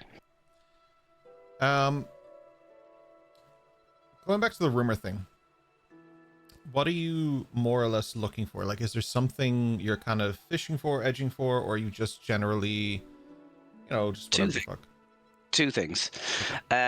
One, in light of everything that happened, thinking about the idea of casting a wide net, anything that would allude to danger, past or present, trying to see, having spoken to Hatsu during the week and knowing that there are others, looking for tells or looking for someone says they heard someone leave their room, you know, anything that would give us a gossip or a rumor that would make me think, oh, alarm bell, that should be discussed or retained or in any way thought a second time about, you know, that type of way. And then the second thing would be anything frivolous, like out of the ordinary, fun, mischievous, that sounds like a total break from the ordinary, that sounds interesting, people are up to whatever they're doing, and he's like, oh, I want to get in on that. Those two things. Okay. I want a perception check, but I'll give you advantage because it's two things, but why not roll it into one super cool thing? And I'll give you advantage on your active perception. Yep, those words. Perception check. Thank you. 17. Okay, let's start with super fun and interesting stuff. One of the classes you attend is for artificers, and they are making gizmos and contraptions aplenty. I have freaking Disney stuck in my head, man. And contraptions? Gizmos and contraptions, not just yeah. Oh. And there are plenty. Yeah, no, they're making kind of who's it and what's it. Tons of stuff. So it kind of depends what your more playful mind would be pulled towards. There are people making tiny little kind of wind-up toys, we'll call it. Basically anything a level 1 artificer could probably make. And there are people who are working on much bigger things, but they wouldn't be as interesting to you, like big suits of armor or like kind of those kind of things. We're bracing for like a foreshadowing for a kaiju battle, so they're working on big shit. But yeah. Evangelions, yeah. Cue the music. No. Yes. Roll initiative. Even Sovians. Oh, hell So, yeah. I They're definitely not. think Oh, actually, that's a good point. They're not working on like Warforged Colossi. I'm talking just mech suits, like kind of Iron Man, the first iteration of the Iron Man suit. He walks out of the cave with like fucking 15 minutes of juice, that kind of suit. Like Jenkins Mech shit. Warrior, hell yeah. Yeah, mech So warrior, from- but yeah. from that, I would say the immediate draw would be the mischievous wind-up toys and Yeah. or anything that goes boom, bang, snap, crackle, pop. That could Tons of be, yeah. So anything like that, I think, is what I'd be interested in. But I definitely think some mental notes would be taken of everything else, and I definitely think it'd be a class I would decide to attend again. Having experienced this, it's definitely this might be like orange juice at my breakfast. It might have to become a routine. Right. We'll see. Right. Yeah, I mean, there's people working on all sorts of stuff here. Yeah, like small little things, but more like, I don't know what they're called. I always just call them fizzle pops, but the things that you, like snaps, like the thing you throw on the ground at Halloween and stuff, that's the kind we're talking about. Like, we're not going even as high as cherry bombs here. We're just talking like the Fuck snaps. small, yeah, stuff to startle or trick people. At one point you pick up a stone and it's super smelly, things like that. Yeah. Are these classes like let's say let's say somebody did a home ec class, right? If you make a dish of food at the end of the class, you take it away with you. Is this like that? So if they make these fun snap smelly stones, do I get to leave with them? Do I have those at the end, like a takeaway for the next lesson? I'll give you a sack of 10 fizzle snaps or whatever the fuck they're called. Sorry, just Dragon Snaps chat just told me, thank you. And sure, you can have a smelly stone, why not? Amazing. These things are arcane. You would understand that they don't last forever. They don't have like a massive shelf life, but you've got time with them. Like, you don't have to like worry about it right now. Perfect. I would say, knowing all that, I carefully wrap them in a cloth, inside another cloth, inside another cloth, bring them to my room and stash them in the corner out of the way. I don't carry them on me. I only quote the shelf life because, like, there was a tendency for some of my players in previous campaigns to have bagels that were there for like 200 sessions, shit like that. So I just put shelf life on stuff and I say, it's kind of okay, but like 2 years from now, don't bring it up because I probably will have forgotten that they exist and they will not be alive. So don't crack, potions or anything at the last battle of the game or anything like that. Okay, yeah. Potions are fine. Anything that's like, if it's sealed and kept in a refrigerator. No. You know what I mean, though. Yeah, like don't have a bread loaf there for the entire campaign and eat it because I will take your teeth out with it. Yeah. Bread loaf becomes a weapon. Noted. And then the second part of that roll was the 17 for anything. Sorry, that's right. Dangerous or that I would allude to, alarm bells needs to be investigated. Even just, I'd be going, oh, that sounds hinky, that sounds weird, I don't know what that is. For any reason, I'd like to follow it up because it sounds out of the ordinary from my travels and experience of the school. Just anything that raises the hair on my neck type of thing. Yeah. Not from the sources that you would think, though. I'm just using my DM brain to pull this in. So, okay.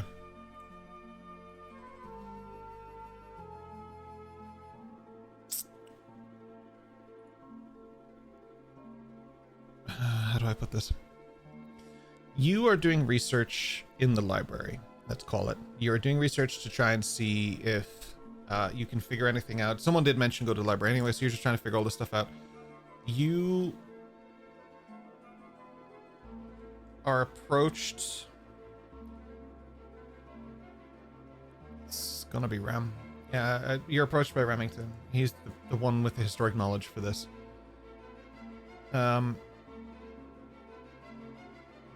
It doesn't matter what disguise you have on, what you look like. He sits down and he's like, "It's good to see you, Slate. Are you searching for something in particular? Or is there something that I can perhaps help you with?" I immediately drop whatever form I have and then become as much as I can shorter than I am, about a foot shorter, I think is like what I can do, to appear more like a child and be like, "Oh, shucks." And like he caught me out, you know? And then You playing a shapeshifter might be my favorite thing. I love this so much. Yeah. And then staying in that form, I'm gonna say to him, I'm gonna be honest, which is something I don't always do. You've known I haven't felt safe here since I got here. Yes. There was a time where I started to feel comfortable, and then I remembered that that's not the way. There's more that I need to know of what has happened, because I need to know what's going to happen. Because from what I can tell, this is the eye of the storm. So I need you to lead me to the books that I need. This school has had threats aplenty, Slate. I'm not going to lie to you, and I'm not going to pretend that this is the safest place in the world. But we do work to try and make it one of those places. Eos, you would probably be working in the library at this point, so I will put you there as well. You may be present if you wish. Yeah, I've also asked Eos for car. help previously, so in the library.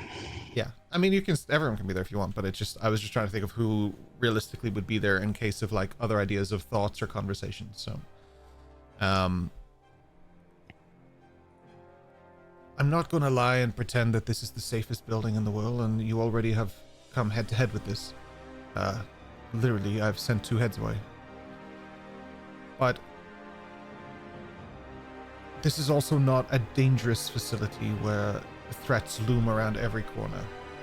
Once per semester, you're not going to be attacked by something. It's not like that. He lied. No.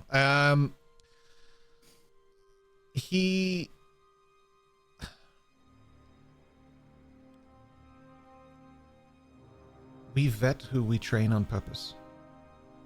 It's not an ideal situation to try and encourage people to learn to use their abilities, because sometimes things go wrong. People can sometimes be bad or good with them. We do our best to encourage good behavior, and if things do go wrong, that's when we have to work with organizations that we are not comfortable with, such as the Crisis Response Unit, and help them with whatever we can, and in those terms, we get to stay open. We teach people, but we also stop those who cross the boundaries and become pure evil, who take lives and who hurt people and who are malicious and dark. I'm not so full of myself and full of ego that I would tell you that I alone can stop any threat that approaches you. But I can tell you with all my heart that I will throw myself in front of anything to keep anyone here safe. Long ago, there was an organization known as the Order of the Blackened Sun.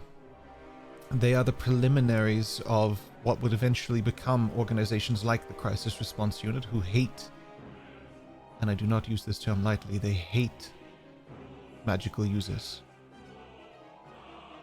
And over many years, the Order nearly killed everybody in the school. They took out so many magic users across the lands, and people like your friend here, Eos, would never have stood a chance. Are you like a piece?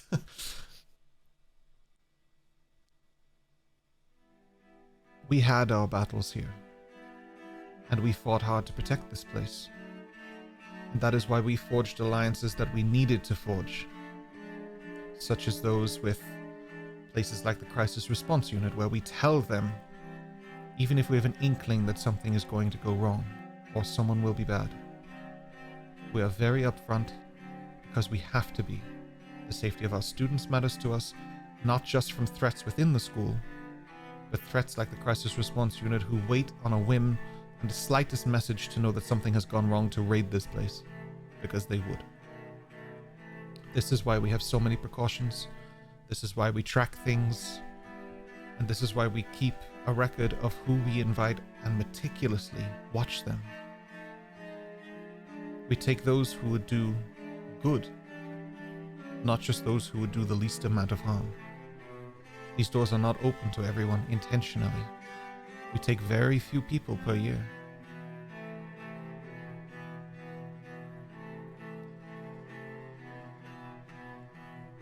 This Arcanum is a symbol of hope and inspiration for magic users, not only those who are here today or have been here in the past, but what we want is for them to live a good life, so that if your skin is purple or blue, that if you have horns or if you are human but cast spells, you are not feared but appreciated.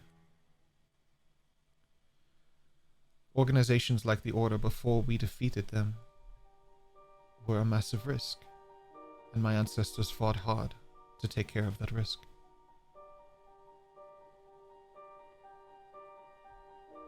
If for a second I thought that you were all at risk, or something we couldn't handle, or that you couldn't handle, we would send you all home, send you away, and close the building. We don't take challenges or risks that our students are not capable of handling.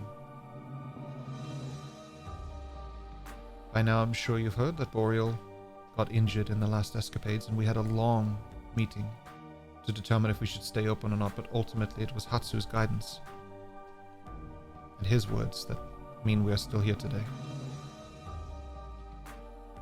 Our security has increased. We are more vigilant now, knowing there are threats looming, but it has been a while since this place has been attacked.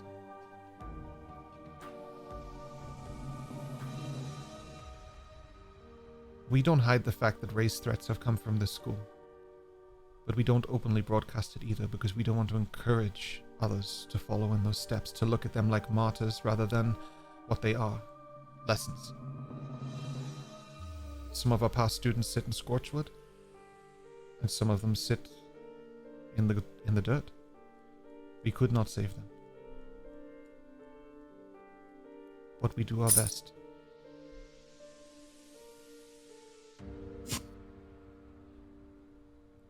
He sort of hesitates for a moment, then sits back in his chair. It's like he's unloading something that's been on his chest for a long time, and that's been on his mind, something that he's trying to talk about. It's not that it's hidden, it's kind of the opposite, you know?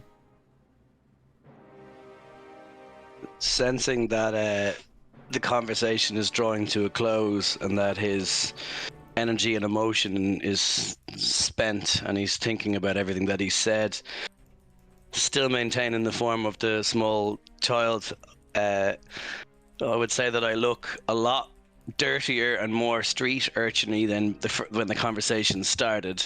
And noticeably, I'm now wearing a small, like a little train driver's hat. He pushes it forward on his head, takes out his crowbar, and he says, "Know your enemy. Students capable of handling it. Neighborhood watch. Got it." And just walks off into the corridors. He looks towards Eos. He's an interesting one. I don't know much about him. And she goes off her cart, puts away the books meticulously. He just sits in whatever book Slate had open. He just turns towards himself and peruses the pages for a little while. What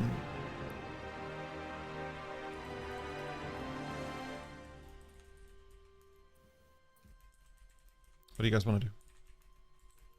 As we sort of dovetail the end of this week that has gone by, bringing us about 3 days, from the eclipse. Bit of darker practice. Okay. So there's no sign of Lissa this week at all. No, not once. I'll need to speak to Madriana and Slate. Sure. Probably Hatsu as well. No problem. Preferably all at once, but not necessarily hiding from Eos and Weston either, but just trying to gauge their thoughts on other matters relating to the vault. Escaped my mind, but we did have that discussion with Lissa before the assassination attempt, I suppose. Have you thought any more about it? Do you think it's a test? Should we do it? I personally think that we've drawn rather a lot of attention to ourselves within the last week. This, whether it be a test or not, could be very badly timed. Fear it would have been badly timed either way, to be honest. I mean, I'd much rather what's the term the young people in Palperoth use? I'll level up my skills before trying to That's the term the young people use, level up. Apparently, yeah, I don't know. Right. Get on my level. It's canon Showing now. your age there now. Jesus. Next time you guys are at Palperoth, be like, this coffee leveled up. This is so good, man. Sorry, go ahead. Anyway, sorry. Why does that work? Yeah, so I'd much rather be better at so many things before attempting to access the vault of particularly arcane natures. I'll tell you where I stand. I'm not doing it. I don't believe Lissa is doing it for the good of getting a better stead for herself. I believe there's an ulterior motive, and I don't believe I want to be part of that.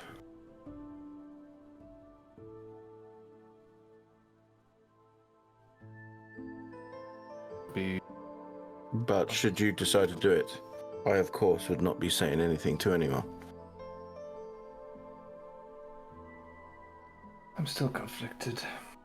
I understand her reasonings, but I still think her thoughts are short term if we take it at face value, and she doesn't see it as I would see it, as potentially dangling a carrot in front of students with our skill sets to see who might actually be capable of doing it. Take it as a genuine heist. I wouldn't feel comfortable stealing from the school. So, Exactly. Well, there's a lot of she said, he said, we said, you do, we do, he do. But what about you? I saw you were struggling after the last incident. yes. Do you think these things will fall into your hands without a price? There's always a price you have to pay. But are you ready to pay the price? Yes. I don't think so. like the price, but I will pay it if I need to. But this particular endeavor, I'm not sure is one I want to purchase, so to say. So you finally understood there's things you have to do and things that you can do. I understood that for quite a while, but still do my due diligence and gather all pertinent information, which I'll still continue to do related to the vault anyway, because I don't like not knowing. So it'd still be nice to know where it is. It'd be also nice to know how people can access this facility without being seen. Would be useful. Late standing in the Worth corner, information. listening to all this. Slate would be in his more familiar, pale, sickly, normal form, I suppose you'd call it. And fiddling with something in his hand, and listening to the conversation going back and forth. And then I think just interrupt and say, so the conversation, if I'm keeping up with it, is you're not going to do it, you don't want to steal, but you're still going to find it, you still want to look, and you still want to know, so you're doing both, so you're yes and no, so we've gained nothing, we've learned nothing, we're where we were before. Excellent, good talk. See, he gets it. I think what Slate's trying to say is make up your damn mind. My mind is made up. I just wanted to gauge if you lots had any intentions of pursuing that avenue without me. I turn into Dash and I say, if I do it like this, if I do nothing and you do it, then you've done both. Does that work for you? No. I say, Slate, have you ever thought of becoming a psychotherapist? I think you'd do marvels for some people. Psychotherapist. Well, yeah. Is there a class for that in this school? I must have missed that one. That's advanced Yep. honors class. You get that after 30. Oh, man. Well, if that is truly your final decision, Dash, I think you should wipe it from your mind. Because you'll only end up tearing yourself apart over it. Hope she doesn't decide to do something rash and pursue that avenue herself. I will have to try to talk her out of it. Is that really your problem?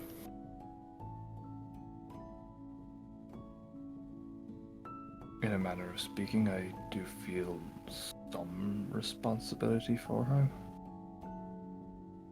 She's got me out of a few difficult situations in the past. So. But how many of those situations has she put you in the first place? Not as many as you might think. Or not as many as you wanted to remember. Subjective. Majorana just holds her hand out like a high five up to Hatsu, just in the air. I do the hair flick and turn into the long blonde or brown haired, amazing looking guy. And I say, well, I mean, if it is about saving a damsel and, rather than me sitting in my room missing out on all the action, then I'd go. It's not about saving a damsel. I don't Oh, then I'm not interested. get this. So we're agreed. Line drawn in the sand, so to say.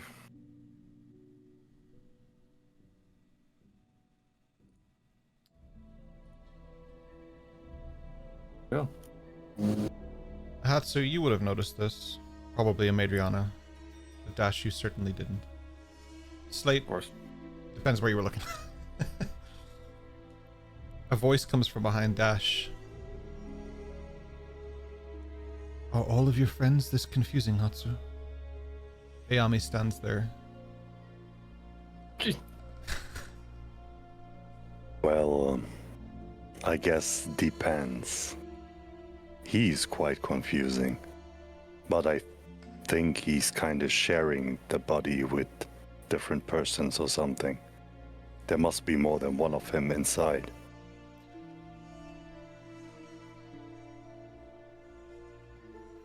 We should talk. She hands you a note. Well, That's from your father as well. This is the one you requested. yeah. Well, folks, this is, Ayame. She's a friend of mine. You will might see her around from time to time. Maybe, maybe not. I'm not sure. Sometimes she's a little sloppy, I guess. And he looks at her like... And on that note, back to the long hair, straight over. Yummy. Nice to meet you. Yummy! She Oh, bows. I will be slightly. careful. She bows slightly to the Be room, careful. but on the Yummy, it's snapped straight back up. Like she's not super fond of Yummy as a name. Well, thank you for coming, for following the request, and especially that you came here. I don't know how much Father told you, but Very little. we could need some more eyes and ears around this place. It got a bit close at your home, Hatsu. If that was any indication of what is happening here, you will need our help. Well, I guess at home they are also more close, right? They can't afford to send so many people here, I guess. That's why we need to know where they rest, how they reinforce, and how the fuck they did get in here. Like, how did you get in here? She smiles. Ayami is like, she has these kind of dull silver eyes and this long black hair that's kind of not braided, but sort of braided. Loosely braided would be the term. She wears these long robes that have these silver sort of things on them with gold inlay, but like overall black edging to it. So she's quite visible. But the most distinct feature about her is this black mark that's on the center of her forehead. It looks ashen. She's a little, not quite as tall as like Hatsu. She's under Hatsu's height, but she's a very lean build. Like, she's very athletic looking. You can tell from your first interaction, your first glance at her. Like, kind of similar, actually, akin to what a Madriana would be, minus the leathers. Like, she just looks quite, I don't want to say built because it sounds like she's swole, but it's not like that. It's more like that runner build, you know, someone who moves a lot. Yeah, very well toned. Tone's the word I'm looking for. Thank you. Yeah.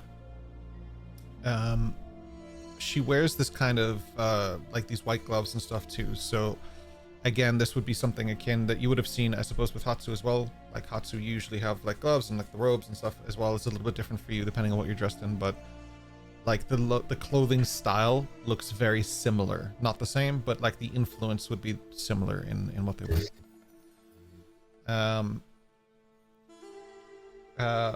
Actually, could just pull up a picture to be fair.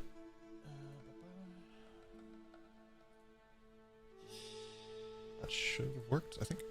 That would be AM. Best photo ever. Photo? Where do you think I went to get that photo? Oh, no, man, no asking no questions. I was right to call her Yummy, that's all I'm saying. Yeah. Yummy mummy. I don't think your tongue will stay in your mouth for very long if you keep calling her that, but yeah, you're right to call her that. I just lean back and whisper to Hatsu, "You might want to keep her away from Dash." But I think I should keep Dash away from her, because she's not that, let's say, patient as I am. Well, in that case, leave him to it. I'd love to see him get his ass kicked.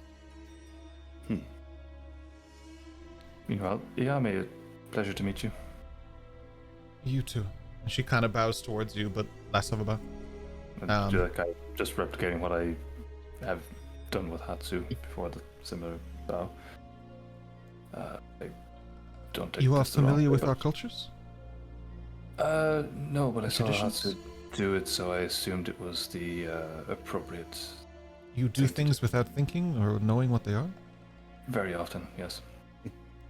I see. Hatsu, you Okay. surround yourself with very strange people. Well, you only see the one side of the moon, right? There's plenty of sides if you go through the universe, I guess. Not because we are not familiar with it, doesn't necessarily mean it's a bad thing, you know? They are a great distraction, I guess.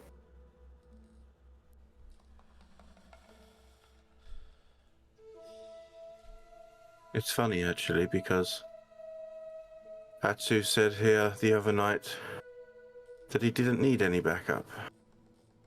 And yet you're here. Because you don't need it doesn't mean you. It's an extension. Like, you know, sometimes we need our extensions. Is she tougher than you, Hudson? Yes. What is it about the women in your boys' lives? I was just thinking the same.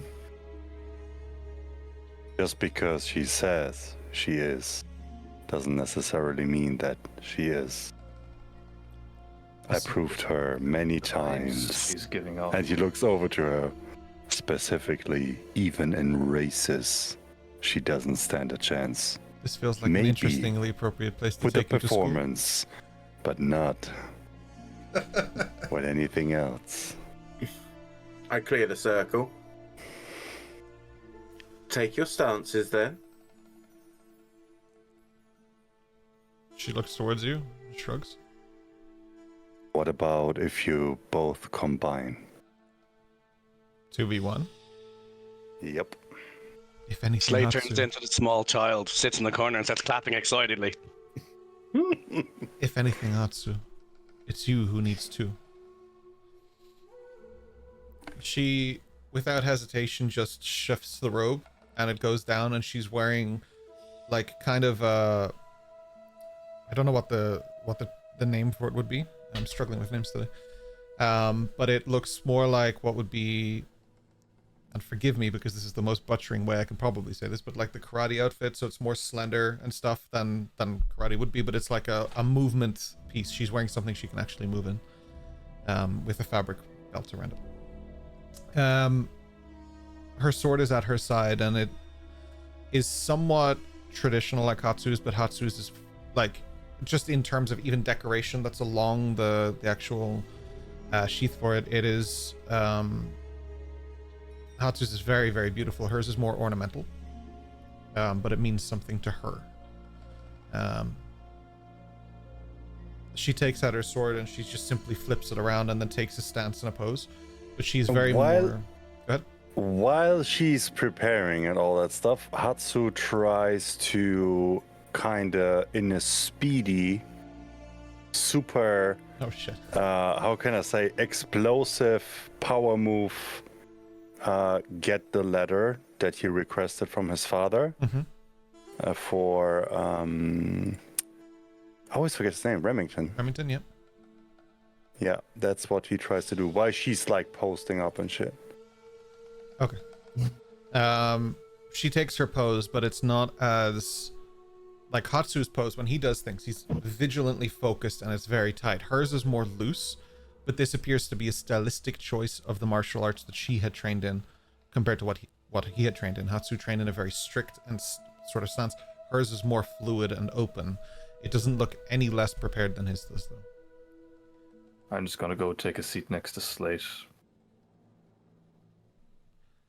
I don't want to be anywhere near this. The table is sort of moved out of the way, and Adriana draws her line. But we'll find out what happens after the break. We'll take a little pause there and have a quick cuppa. I need to get another cuppa. As always, those of you on YouTube, it's just a doodle-doodle-doodle. But those of you in chat, we will pop on some music now in a second, and we will do another boss fight. Make sure we'll put down a bet on the boss fight thing. I'll set that up now in a second while the ads run. Thank you guys so much for hanging out. We do appreciate it. We'll be back in 11 minutes. So that gives you just over 10 minutes for the boss fight. See you shortly. Follow us socials while you're waiting. Hey, we are back. Every time I say A too early, and I get so mad at myself when I'm editing. So we're back in. We are in the room. Hatsu, do you accept this challenge? As I said, I want him to, while she's like posturing up and stuff, I want him to do like a super powerful explosive movement thingy to kind of attempt to get the letter out of her hands before she's actually readied up. Okay, yeah, sure. Yeah, I think I said she handed it to you, but you can just grab it from her in that process. Yeah, that's totally fine. So maybe I just said she has it. Sorry, you're right. Sorry, I apologize. Yeah. So he grabs the letter. Okay, yeah. And you can feel that his aura changes. It's getting cold around him, kind of. Okay. You get like a little shiver, maybe. He's pulsating like crazy. His eyes are wide open, and look her straight dead in her eyes.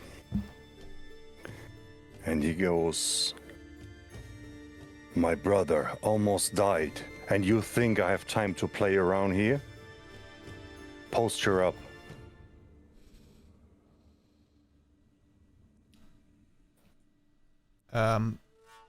When you say that, she hesitates for a moment. Are you sure you want to do this right now?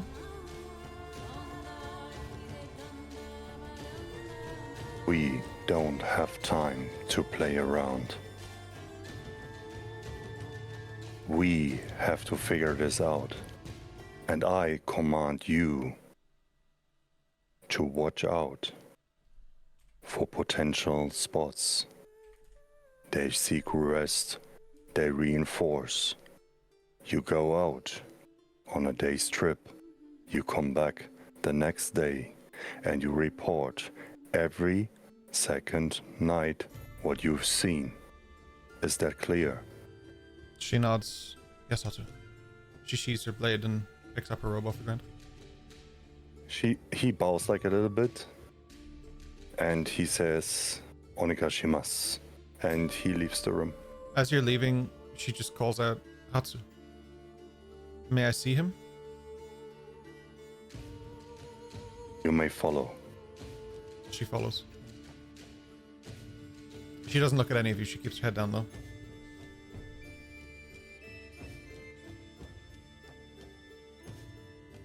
Tatsu like a commander or something? I think it's more that they have a respect hierarchy. I like their culture, what I know of it. It interests me.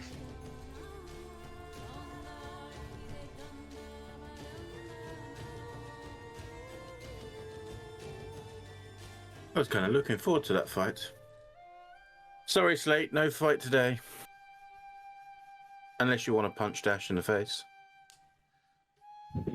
As a child, really, really weakly punches him really hard, but does nothing because it's a child. Just How about it's punches Dash? So Dash roll 2d10, and that's the damage you take. No, I'm just kidding. You're good. I'll do that. Oh, big punch. He's being Then I condescending just to you, turn back Slate. into my normal form. I'll just sit beside you. It's worth a shot. Always. I would have had money on my mommy there, to be honest. She came in with an aura, but then... Damn, What Hatsu about turned it a on. Madriana and Hatsu? Just saying. Oh, I thought he wanted to fight Madriana and Imami. Yes, I think he felt like he was able to take both, but he would have been sadly mistaken pretty quickly.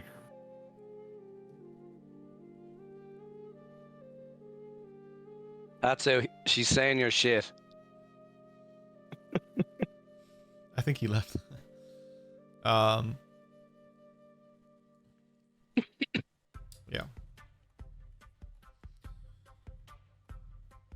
Who wants some live practice? Wes? Do you want to come and help hit people?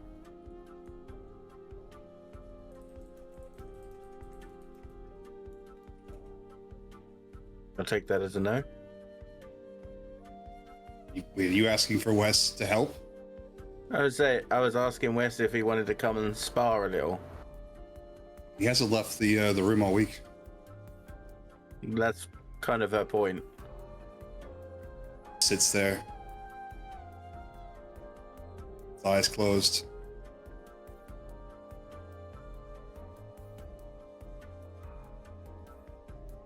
Maybe try to speak to him in the other language that you guys use. Okay. Wesley, would you like to come and exercise with us? I am exercising. Your mind? something like that. Are you okay there?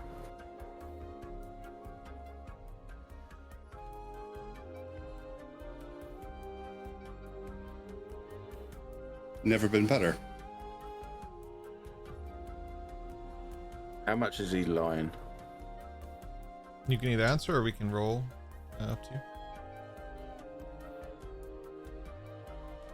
Give me a roll. Just for fun here. Happy to do so.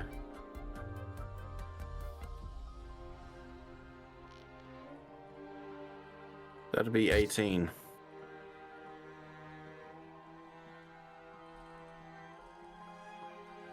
The phrase he uses in the language is a strange one. There's definitely sarcasm there, but there is an edge of truth to it. It in the common tongue, it probably would be something akin to there is difficulty, but the dawn approaches, sort of thing. Right. Okay. You're reaching your epiphany. Gotcha. Okay. Well, Westlin is doing Westlin things. Slate, Dash, where's Eos? Eos? Do you want to fight? I guess she's not around. I think we established actually that she's in the library. Yeah. Well, rather than a fight, I'd rather like a swim, actually. I'll go down to the beach with you guys if you want to spar down there, but I think I'll go swim. What do you say, Slate?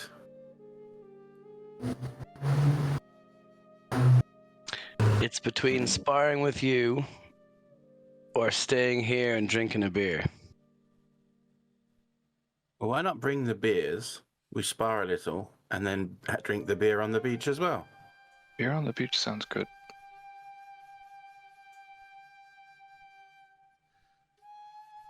Fuck it, let's do it.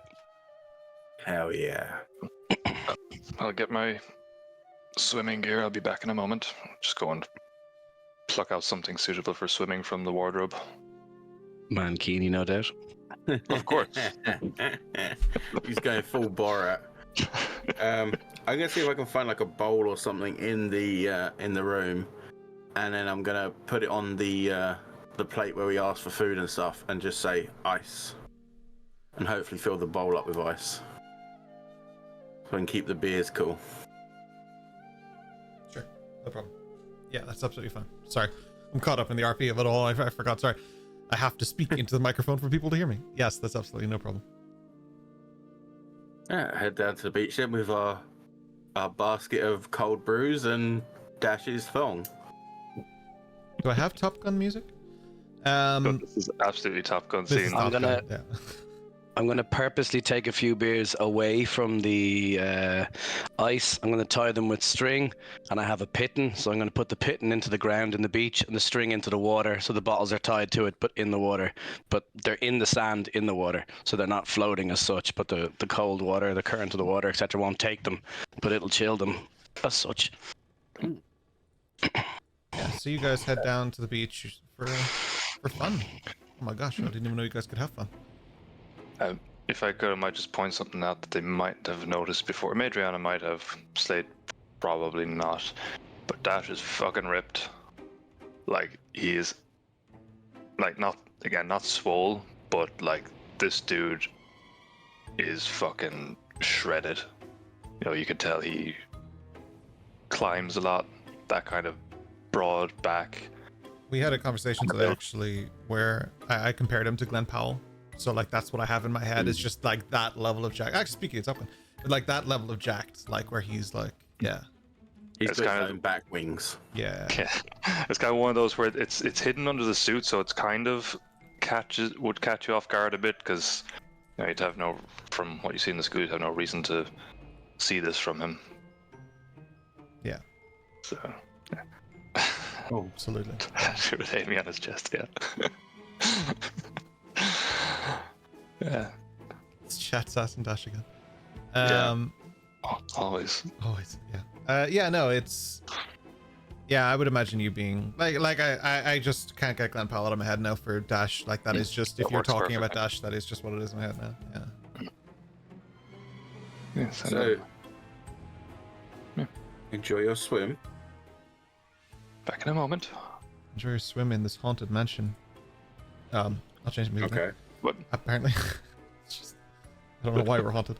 It's like just Nightmare Before Christmas vibes for some reason. Flying Dutchman appears. Yeah. With my back to Dash as he goes to the river, keeping my eyes on him, Adriana, knowing that we're about to spar. I shout over, "Don't drown, and if you do, do it quietly." Do a flip.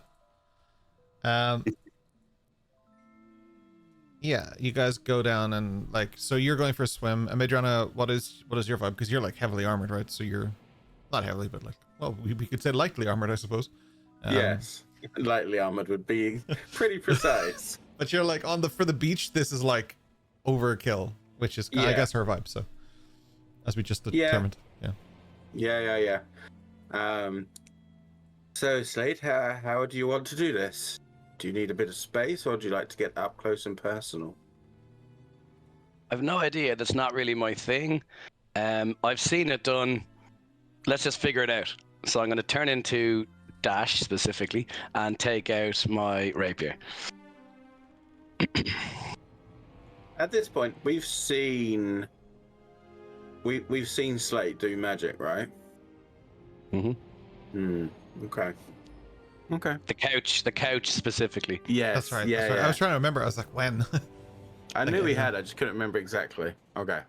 And potentially the identify, so that Oh, yeah. But the couch would be the most obvious. Oh, that's right. The I idea. love that Like, moment what the so fuck much. was the point of this shit? Well, that was Gotcha. fucking useless. Yeah. Okay. Well, should we do like a flip to see who goes first, or?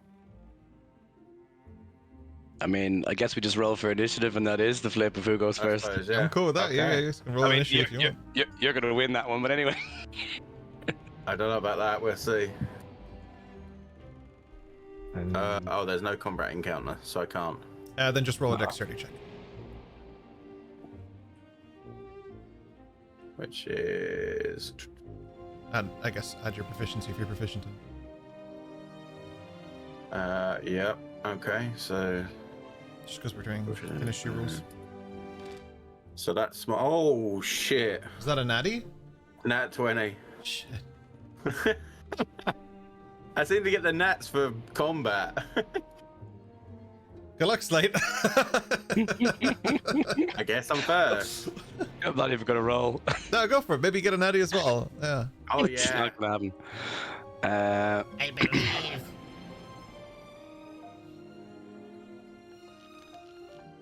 Oh shit! Holy shit. Fucking natty too. This is the fucking greatest moment of Why? all time. Why is your natty not green though, Ryan? What did you do? I don't know. I think it's because I didn't roll it off my sheet. Oh yeah, it just says 20 plus 6. Yeah. That's crazy. Okay. Fuck me, that was good. Crazy. All right. That 20's all over this bitch. I don't know what to do. I just say roll again because it's just I'll call them both critical success. So I would say I roll think again. I'm still So higher, what- though. what I'm Technically gonna yours is do- higher. We can do it that way if you want to, but I would call them both a Well, I was critical going to say, success. so. based on this, I'm going to let you go first. So I'm just going to sort of Okay. half bow and gesture. Like, not quite ladies first, but, Okay. The reason I okay. was leading into roll again was just simply like both natties deserve equal credit because they're both natties. Yeah, no. Like so, like it's Yeah. really hard to do. But yeah, you're technically right. So yeah, if it were combat, I would have said you go first. It's just because it's like funsy unsies. But yeah, you can go first if you bows in. Okay, so the rapier stays in, but she off of the like the stocking-esque leather belt thing around the top of her thigh. She slides the dagger out. I think we'll get nice and close for this one. And she just darts forward, and I'm going for the vibe of like death by a thousand cuts, kind of just like little nicks, like here and there kind of thing. So we'll have our first attack. That's a 23. Fucking hits, so I don't even think we need to check, right? Like, that hits, right? There you go. Oh shit, what's this? So, Oh, shit. as you go to swipe, I start muttering something under my breath, and you'll have to re-roll that hit. Oh, he just silvery And barbs you! I also choose myself for advantage on my next hit. Okay, I'm liking Alright. it. Let's go. So the second attack is going to be a 10. So, as I did the gesture and you went for it, I'm going to choose to dodge your attack like a matador to a bull and just step to the side as you take whatever type of swipe that you do. Yeah, and him just rhythmically saying something just completely puts the Adriana off for a second. Like, I wasn't expecting that kind of thing. And yeah, I guess goes past him. Crazy. Fuck yes. Out of curiosity, how does the Major feel about that? Pretty good, I'd say, seeing what just happened. Well, you had advantage, or was that at advantage? No, that's at advantage. That's at advantage. Oh, Oh shit, my man. A God. 7 with advantage. That's 2020 shit. Remember to read out your roll numbers, please. Just for our Yeah, so podcast that- listeners. Yeah. Yeah, that's a 7 in total. So, yeah, she Further doesn't feel return. great about that. This is her first real kind of bar/fight against any kind of like magic. Like, she'd be very much not used to this kind of thing. So the fact that he did that to her, it's bringing up that feeling of, oh shit, like, I didn't know that that's an issue I need to work on, but I'm glad I do now. And that's why she swiftly spins as he goes to strike, and he misses. And as she spins, she's going to try and like whirl in dervish, like arms outstretched as the blade goes past to try and nick his face. Hell yeah. Let's give it another go. Are you going to do it to me again? Do I need to re-roll? With an 11? Ah, shit. 11 doesn't hit. So, I guess I span too much that time. That definitely hits. That was a 22 to hit, yeah. Oh yeah, sorry, 22. yeah, 22 to hit. So, in terms of the retaliatory, swipe that you went for, this time, instead of doing like the matador, I'm going to feign like it's that, so you think I'm telegraphing what I got to do, and as you do it, I just sidestep the other way with a little twist, and as you go past, I'm going to get the rapier and just slap you on the bum as you go past. So it's a clear hit, but it's, I love that. Love it. yeah, like it's the point has been scored, but no damage has been done. Okay. I guess it's my turn, right? And as you take your turn, I turn it to someone with glasses and say, "You wouldn't hit a man with glasses, would you?" Okay, I'm going to change that dagger to an unarmed strike as I just try to punch him in the glasses. Okay. 16?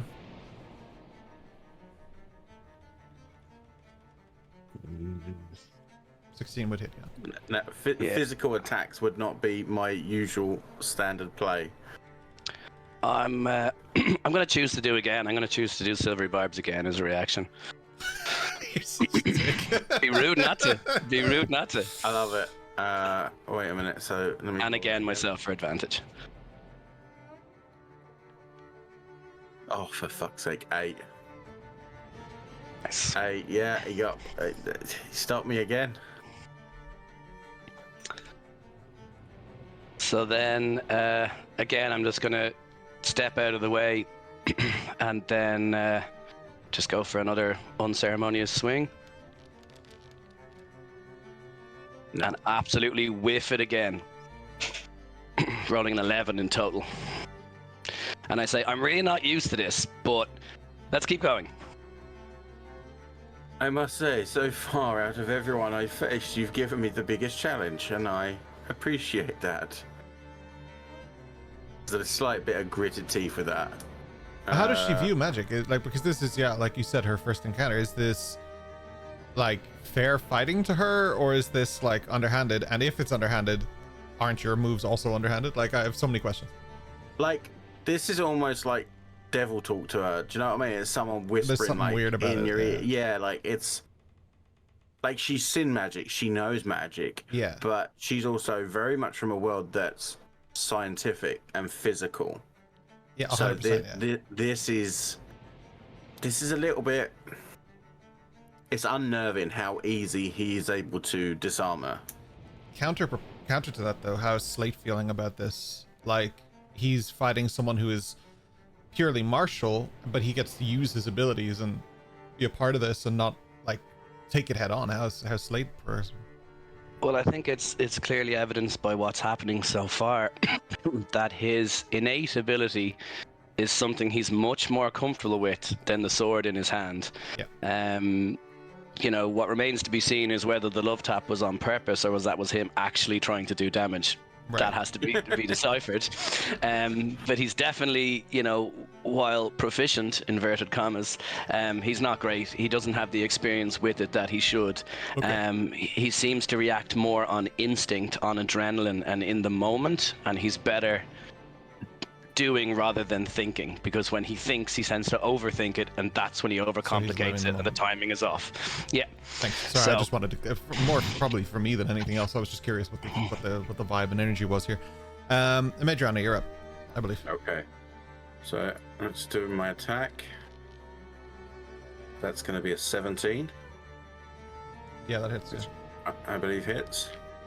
I'm just waiting to see if he's going to do any. If you're looking sneaky for shit. your AC at all, Richard, it's under your profile picture on the sheet. Yeah, the AC I have, I was just looking for the, just confirming my slots. Oh yeah. Okay, How many slots did I have? So I'm going to go again for, yeah, I don't have any more silvery barbs, that's what I thought. Yeah, so that hits. Okay. Again, this isn't like to damage. This is more to get the point across. Mm-hmm. And it's going to be more that she flicks the dagger in front of you, grabs the handle just as it's under your chin, and just like kind of, you know, just lifts the chin with the point of the dagger, like, your turn. So on that, I'm going to say that's one each. The next one wins it, so. One each, yeah. Yeah.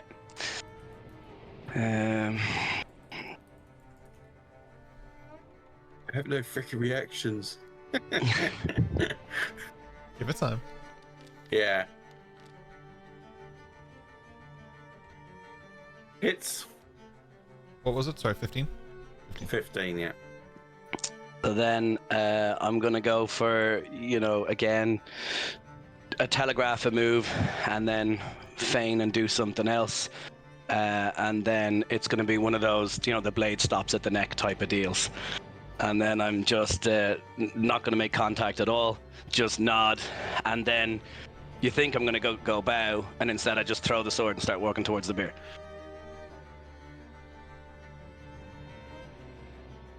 There's definitely a bit of anger there for her. Definitely a bit of pride almost. And then like a resounding kind of acknowledgement of, I need to understand this better.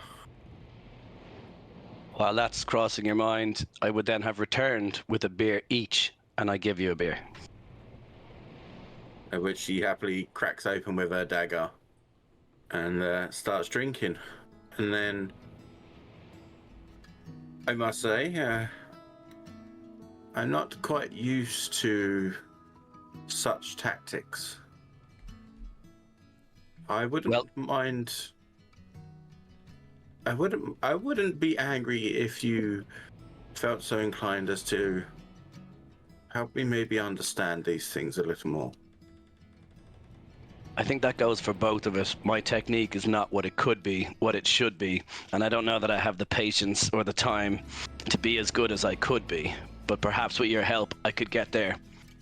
Easily? Cheatily? Faster? I don't know. Sounds good. We could help each other. Yeah, coming out of the water, I thought you knew how to mimic people. It means I can make it look like I know what I'm doing. It doesn't mean when I'm against someone who knows what they're doing that it will hold water. That's half the battle. That serves me well in Palperoth. Madriana, did you lose? I did. And quite spectacularly, I might add. Nod to Slate. Well done. So, what did you learn? Me or her? Both of you. I learned that I won, obviously. And I learned that I don't like people that whisper in my ear as I'm trying to fight. Well, so long as you learn from your losses. And I'll go get a beer. Madriana, you would notice. Dash, you would not, because you're oblivious as shit. There are a bunch of people kind of chilling on the beach. It's not unusual. It's a really nice day. Nobody's in class, so it's a nice day to just chill. Many of the men and or women are all looking at Dash as he moves across and stuff like that. They're observing and enjoying the view. But Dash has no idea. The one time I'll compliment him in the whole campaign, he won't know. Late notices and wretches. Takes the shape, but slightly more buff. just a little bit. Or does reverse, you know, like the Captain America where he shrinks down to nothing. It's like, that's really what Dash looks like. He's just a balloon body. Just coming back with my beer. You guys okay? Yes, you might need to cover yourself up. It's getting cold. You were making Slate sick. Oh. Sure. I'll just like put a shirt on loosely, beach style. My complexion starts to come back to normal, less green. I think you need to finish that beer. It'll make you feel better, I'm sure. Yes, at this point, if you like, you would be able to like finish your day at the library, probably maybe on your way to Ducky or something, and you would see them if you want to rejoin the group. Obviously, you've been absent for a long time, so I'd like to get you involved. I miss EOS. You're grand. I'm going to add a little bit of flavor to how EOS operates within the library. She's going to kill Dash. Possibly, but not Wait, what? We'll see. What? She is meticulous. When she puts away books and everything, she puts them in a very specific alignment. Hell yeah. All on the shelf, but they're back by 10 centimeters specifically. All wrote astonishingly in perfection. Any folded piece of any page, she fixes it, she puts it back. She always reads the appendix of every book she puts in, just so she's aware of the context of every single book within the library. She goes around with a little cart, and it's always based on whatever's the furthest is at top, whatever's the nearest is at the bottom. All right, hell yeah. And she heads off in Ducky for evening stroll, and she comes by the gang. That's great, actually. I like that a lot, that flourish. I have a question, but I need to see something very quickly. Ooh. Never mind. I was mistaken. Ignore me. Perfect. So yeah, you are not only working at the library, you're upgrading the system in a great way. As you continue to do this, I may consider that if you're doing research there, I will consider the fact that you may have this knowledge and information intimately about the library and stuff like that, which may or may not come in useful one day.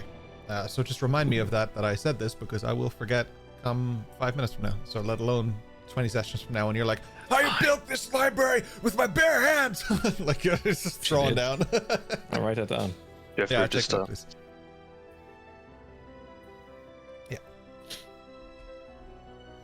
Yeah. So yeah, you see the group. You see Dash with no shirt on for some reason, and everyone else just armored to shit. Yeah.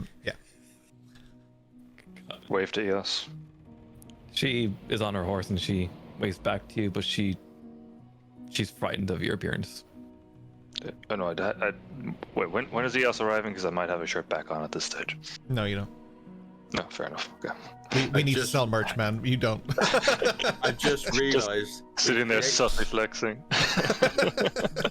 we just created that Look scene over from there. Casino Royale where Daniel Craig Yes. comes out of the water In the and you really run short shorts. on the yeah, and your one's riding past on the horse.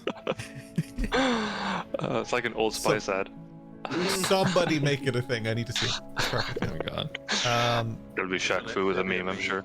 Yeah. Yeah. Yeah, perfect. So, yeah, you guys meet up and you're on the beach. The only people I would say that probably aren't there at the moment, unless you want to be Hatsu, of course, would probably be Hatsu. Not yet. I assume you guys went somewhere else. So I will come to you shortly then just to discuss that part of the day. Before that, though, is there... Westlin is in the room. Sorry, excuse me as well. Westlin, you're in the room. You made it very clear you didn't want to leave. But I will say the chicken came back to you at some point and is just sitting patiently with you and supporting you. Ignore the bag of jewelry that it has stolen. Those of you who are on the beach, I'll finish up with this first. As the day winds down and the sun begins to set and the breeze begins to come in and Dash remains shirtless for some reason, what is everybody kind of doing on the beach? Is there anything else you guys want to accomplish, or is there anything you want to do, or is it just kind of just chill vibes until the end? Well, Yus, of course, slightly concerned for the health of Dash, will light a campfire. Under him. You know, even though she is frightened of his appearance quite obviously for reasons people may not understand, she's gonna light a little bonfire. Yeah. Yeah, she seemed uncomfortable. Takes a Did few you say steps back. uncomfortable? What did you say? Uncomfortable.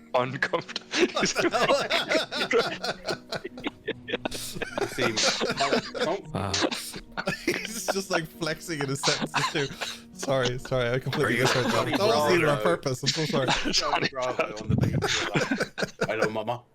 Yeah, Terry just Hogan. basically, right? So sorry, I derailed this completely. I just didn't hear that right. I really thought he was making a pun. Sorry. Excuse me, there's a handsome man in my reflection. Sorry, Rory. Please shut your mum. I'm so sorry. Great. Good. It's Terry Hogan. Terry freaking Hulk Hogan. Okay. Yeah. Terry Hogan. that's Terry what hell Wogan. of it's our Terry Hogan. Yeah. Yeah. Sorry. So yeah, you asked if you're hunk comfortable. She just takes a couple steps back and she's not gonna answer your question. Oh really? Okay.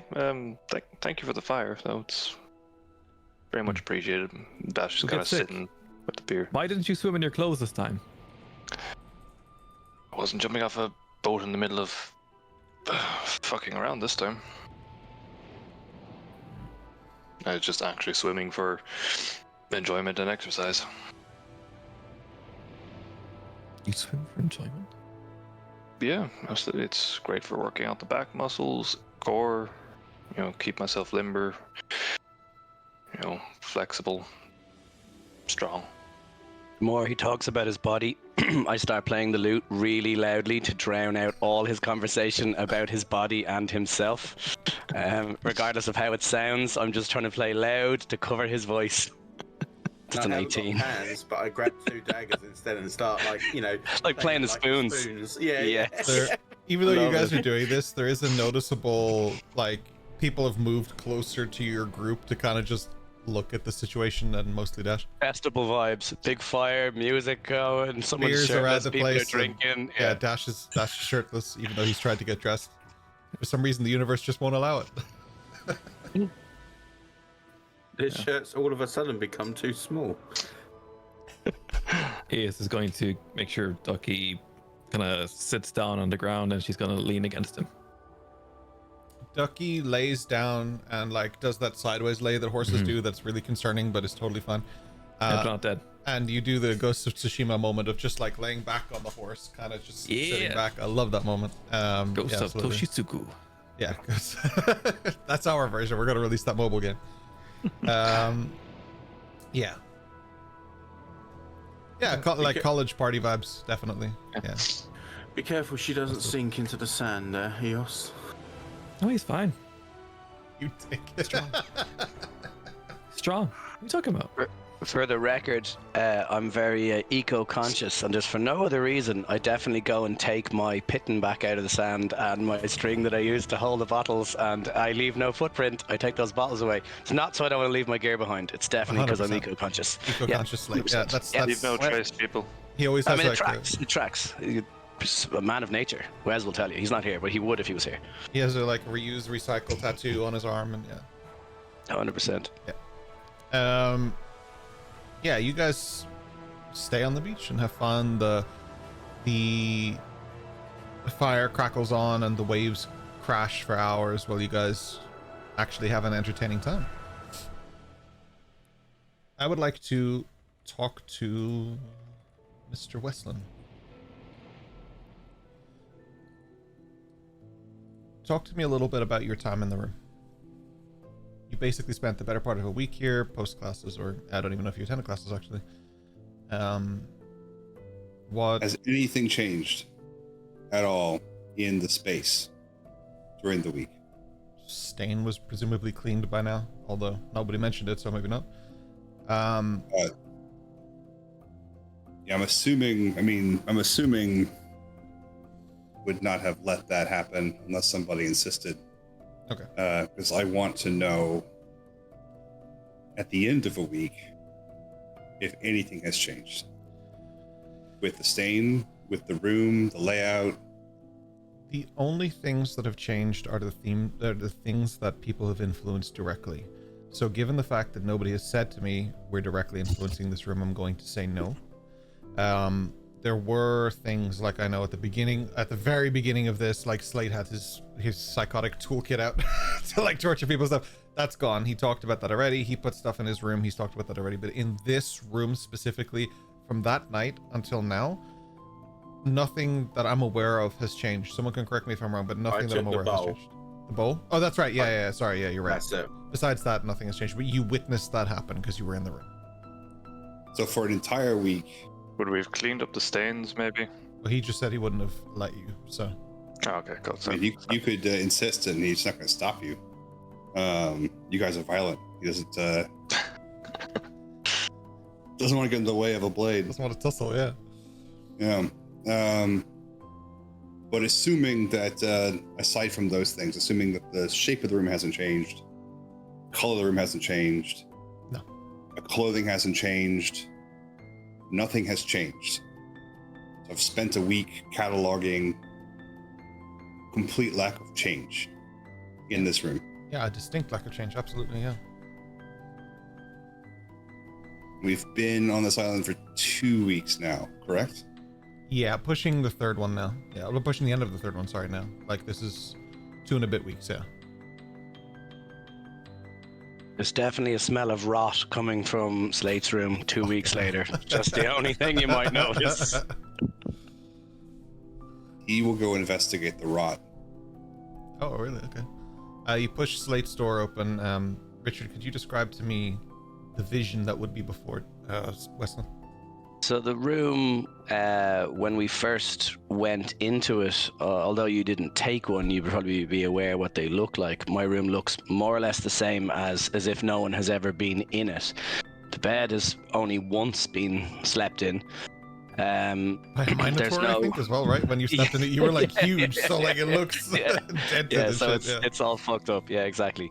But other than that, the room is sparse. There's no personal belongings. There's no, it's not like, pictures or a toothbrush or spare clothes. There is nothing. It's just all stone and cold surfaces and as is. There's nothing in it. The only thing that's changed that would be visible would be random pieces of paper with capital I's and just scribbles and things like that, like literal scribbles. Nothing that's particularly discernible. There'd be quite a lot of them strewn about in different places.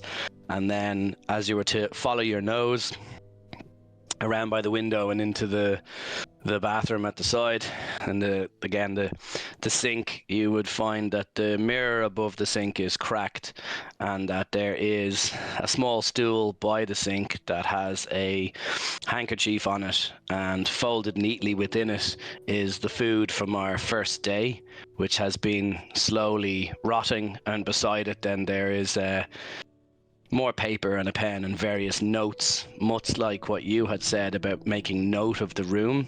Since day one, I've been making note of the food and its deterioration, everything that's affected it, the light, the heat, day by day, etc. Examining what it is really, truly, and trying to decipher what it would mean to ingest it, etc.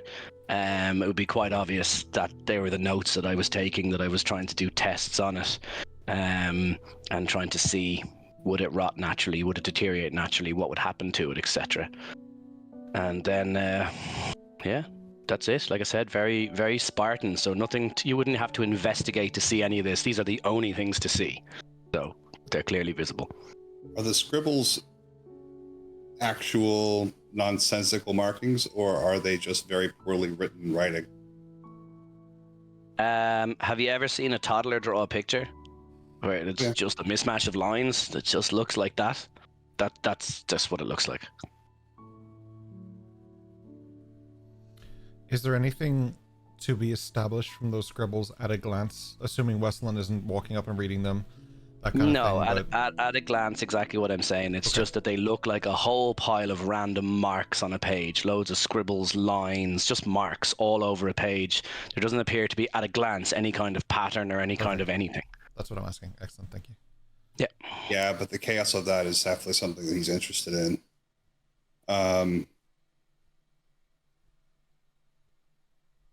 He doesn't want to leave that stain for too long, because now he is not observing that room, and things can change while he's gone. This may be a moment of shift or a paradigm shift. Taking a more focused moment, are there patterns to those markings? Do they reference each other? Can I interject there and say, let's do a check, and then Richard, you can base it on that check if that's okay. Fair, fair. Just because we're in D&D terms, if we're making active checks, I would say investigation at this point for this. This sheet open here.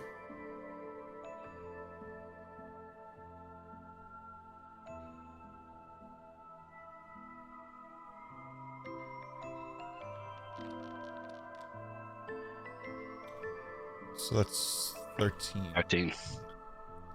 So, on a closer inspection, what, if anything, you could start to decipher or see is that while all of them are a complete hodgepodge, a mismatch, they're all just higgledy-piggledy, but it's almost as if in and of each of them, it's like somebody trying to remember something or draw something, and every time they start to lose the image, they scribble and it goes all over the place.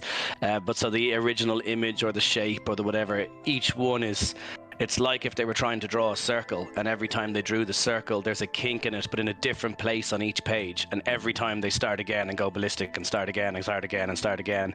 So you've learned nothing other than something is trying to be drawn. There is some continuity to it, but what that means, what it's for, why, or otherwise, you can't decipher. You can just decipher that somebody is trying to do something, and there is some continuity between the pages somehow.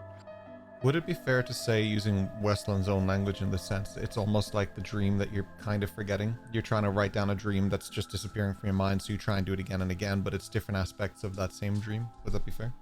Yeah, I think it would definitely resonate, something like that. In this moment, knowing there's a mirror, Wesleyan strips down to look at his markings on his body. Everyone comes back from the beach. I know, right? He's just like Slate's in my room naked. But he's just doing this is a random thing here, but he's tried a lot of things and nothing seems to be working. Nothing is behaving like they normally do. Do any of these match? No. The markings, for example, just let's say in their current state on you, when you look at them in a mirror, they aren't reversed, which they should be. You are reversed, they are not. They have also changed since your trials. You didn't technically do a trial, so not the trials, but since that time or that period, we'll call the trials, your tattoos and markings have changed. It's like they've grown with you, but not in the sense that they have like just elongated with your skin as you grow up and that kind of thing. More in the sense that they have grown and adapted in the way you have grown and adapted. They have changed with you, so they are not the same markings that you once had, but they are still the same theme. They're still blue markings upon your skin, but the mirror reflects them very weird. Disappointed, I will dress and pause at the mirror to look at my face. Yeah. I think I've probably gotten older past recent trances. In that sense, that would be a change. You're significantly aging quite rapidly. Yeah. Like, when you got to this school, you were borderline child. Now you are, like, well into your adult phase. Like, this is a huge change. So if we're talking about, like, specifically your age and height, those things, those are way different. You probably, actually, I would think it would be fair to say you don't recognize the man you're looking at. Yeah. You wouldn't really see him that much, right? It's the first time you've seen it. Yeah, you wouldn't recognize that at all. You've seen your reflection in puddles, passing things, even the alchemist's house. I'm sure she had a mirror, but this is a very different person you're looking at. Yeah. This is a weird dream. We'll go downstairs, reassess the room. Is it the same? It's the same. The stain is still there. Yeah, except that Chicken has dragged has dragged Dash's bag out of his room and it's like pulling it, like he's there, but like stuff is just falling out of the bag. Can't stop the fox. I'll return to the couch, go back through that system of counting back the days. It's been nearly 3 weeks. Mm-hmm. There was an alchemist, and we went on the road, and there were people on a boat, and we went to an island. There were people in a room, and so on and so forth. And this room has not changed. And I am still here. I don't want to speak for Westland. I'm very anti DMs speaking for their characters, but I would imagine at this point we're pushing a point where this could potentially be one of the longer dreams you've had. I know we've established, obviously, you talked about your dreams and how long they last and sometimes, but if this is a dream, this is certainly pushing the limits of what your average dream span might be. In dreams, time moves differently, so you jump through ages and stuff. That's not unusual, or you would jump through like locations or whatever. That's not unusual, but this whole experience is very different at this point to any dream you would have had previously, I would imagine. Nothing's changed. And I remember everything. Yeah.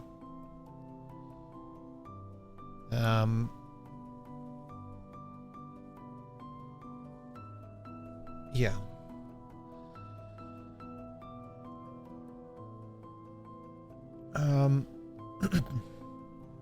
Approaching this a bit differently.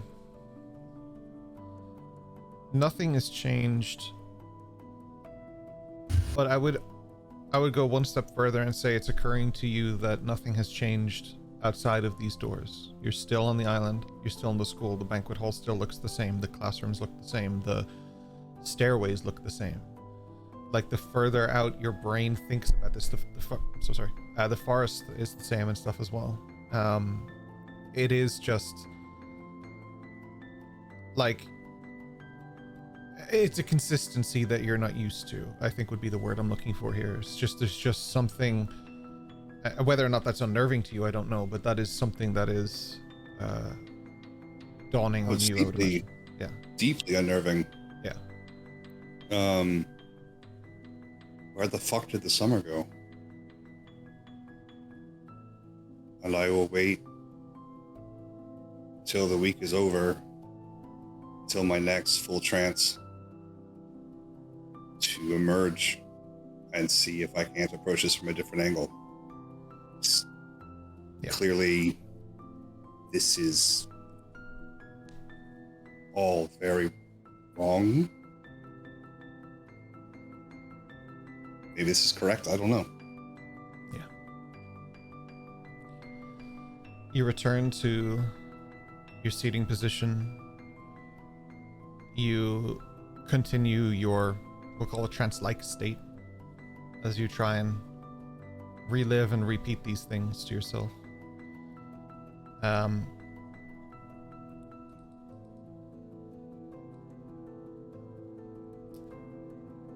I don't know where Westland is at, mentally speaking, while he's trying to uncover this and what he's trying to figure out. This is something I'm enjoying with everybody else, to learn about Westland and go through, but I do want to ask a question, but I give you free rein not to answer this, okay?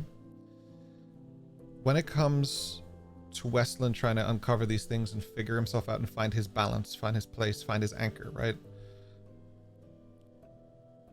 Would there be something outside of this room, or outside of, in general, or even just something that he can bring to him that would help his journey? Is there something that is needed for Westland beyond his own realizations here? Not so much for me as a DM to just drop into the room. What I mean more so is, where is his train of thought on this going? Does that make sense? I think he is currently attempting to establish the reality of this dream that he's in. Yeah. The level of concreteness of this dream. With this established, I think that his next move is to begin pushing on its boundaries. Perfect. Yeah. To see how it responds. So far, this one has not functioned like any other. So, in that same vein, would it be fair to say that this reminds you less of a dream? I'm not saying to move, like, to push away from that, but with less of a dream, but this one is starting to remind you of what we would have called in the previous sessions home, with the sheep, this place. Is that something that he's pushing towards, or is this definitely... No, he's still searching for that. Still searching, yeah. Once he can find his way back to the edge of the woods, then he'll be home. Okay. Just like it's this one here. Yeah. What I'm trying to establish is where I wanted to go with this. So what I would say then is, with this in place, there are a few people who may be able to give information or insight to Westland that it may occur to him, because he's established a few baseline connections here. Obviously you've got the satyr and her djinn friend. They are like probably they are just Westland in a different color. Like they just like, you guys are all part of that same rainbow. But you do have assets in this school who have a lot of knowledge. One is a little closer to you than might initially be realized, and that would be Eos. With her understanding of the library and the area within, there may be connections that can be made for Westland to encourage his understanding and knowledge of what there is beyond a dreamscape. Even if he himself cannot read the words, or whichever way you want to look. I think he can actually kind of read everything, right? But whichever way you want to look at it, there may be sources there that would be somewhere within the realm of his mind, or as a possibility. Yeah, I'm trying to think of places for Westland to learn, but I think that would be the things that would occur to him, and in that sense, what he is experiencing is very different to everyone else. So it's a little harder to just go and give you answers or guidance as Westland. I think that learning about what you're experiencing for Westland would be something that would be healthy for him. But I'd like to leave it in your court. Obviously, whatever you want to do, like John, whatever you want to do with Westland is up to you. But yeah, I think Eos or the Jinn and stuff would be people that he would be actively thinking of as possible guidelines for him to follow to push those boundaries and realms. As I said, I don't want to drop something on your lap. I want to let Westland explore and grow as he needs to, because I'm really enjoying the journey. But I just wanted to give you some options and areas that you could explore as that. Yeah. That's his next step. This current task this week was simply to see how concrete this place is. Yeah. If there is any sort of shift. Concrete is probably a really good way of expressing that, because I would say with 100% certainty it's concrete. Like, the nothing changes that hasn't been interacted with. So, like, when Hatsu stands up, there's probably no crumbs, no dirt, no anything, so he leaves no trace. But, Dash might, like, leave a sandwich blade on the counter or something. Those are changes, but those are tangible changes. Outside of that, nothing is changing here. And I would almost add to that and say that probably just prior to the Alchemist, it would be occurring to you that nothing has really changed that hasn't been interacted with. The only thing in your life that is consistently changing, besides Slate or something, is Chicken. Chicken is able to mess with that boundary. Shows up with roast chickens or different things, or gets into Dash's room or whatever. There is a break point there, which might be throwing Westland off just a little bit. Small bit. Yeah. But that would be the only change, besides something like, obviously, Slate walking in as a Minotaur one day and as a lady the next day. Like, that's obviously a different change, but again, that's a consistent change. It seems to be a controlled thing. Yeah. I'm going to take these observations into his next phase. Yeah.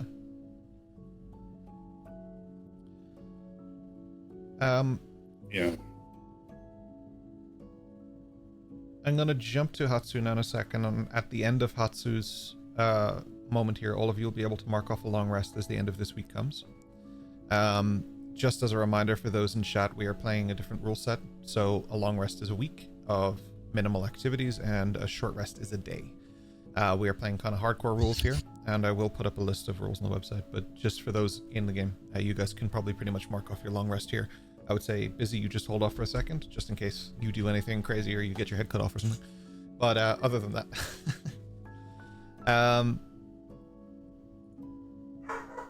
thank you, Hardy. Busy, as we come to you with Hatsu, I would actually turn to you and get you to tell me a little bit about where you led her, if that's okay, Ayami.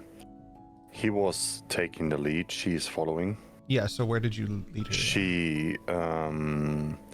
He's heading straight to Remington's office. Oh, interesting. He kind of guides with his arm. He guides Ayame on the left side on the door. And he kind of gestures to her to wait there. And without hesitation, she does. No word, no nothing. And he knocks on the door. Yeah, you knock on the door and you hear Remington's voice. Oh, yes. He opens gently. He bows a little.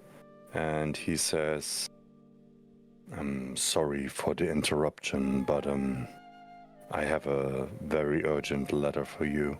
And he kind of hands it with both hands and kind of a bowed position. He takes the letter. He's like, "I always have time for you, Hatsu. There's nothing to worry about. Except in 10 minutes when I have a meeting. But you can come in. We can talk about this.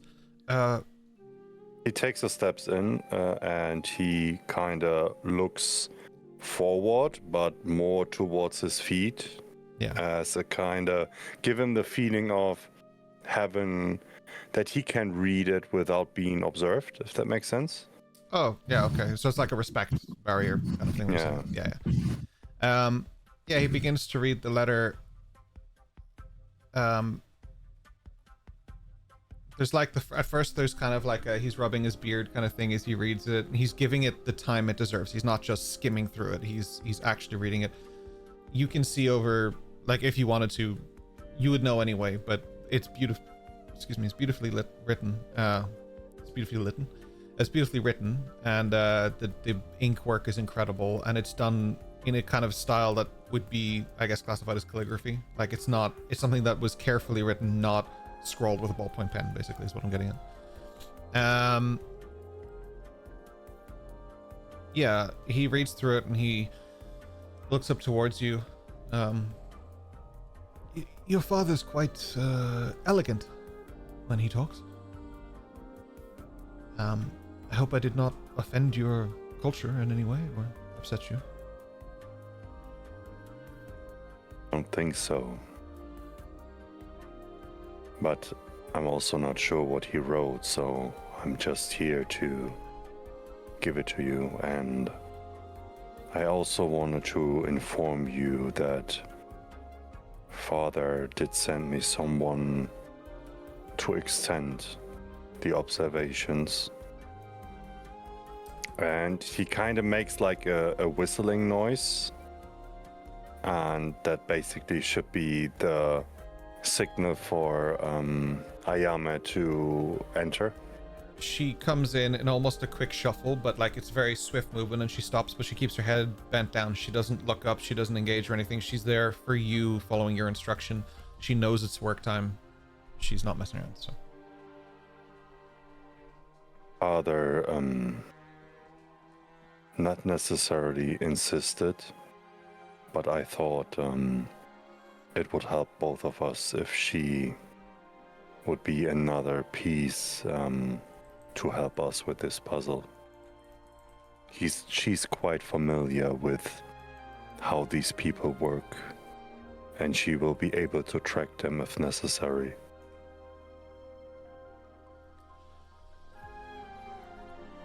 Where would you like to sleep? We have some rooms available. It's quite alright. There's one,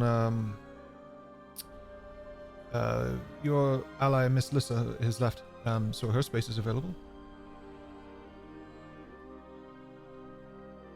Very gentle offer, but I think it would be best if she would operate outside of this building. Very well. It's not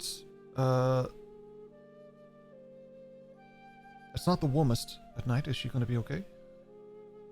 We are used to it. Very well.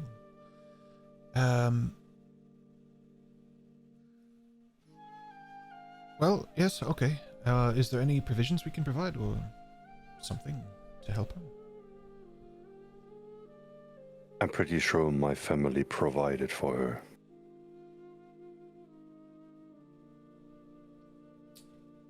Right. Well, you have our consent for what it's worth. If she needs anything, she is welcome anytime.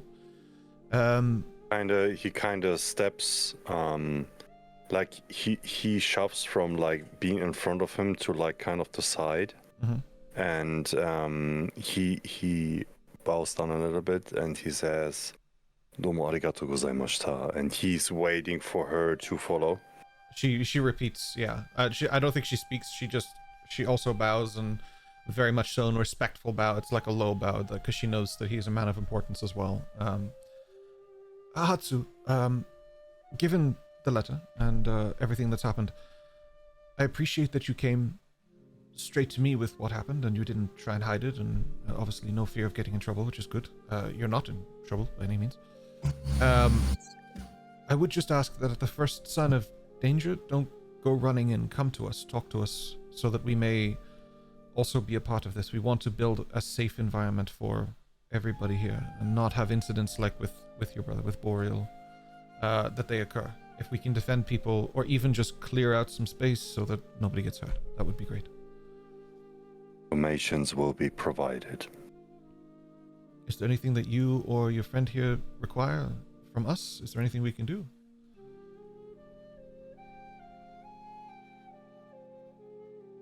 There's something that I can't get my mind around.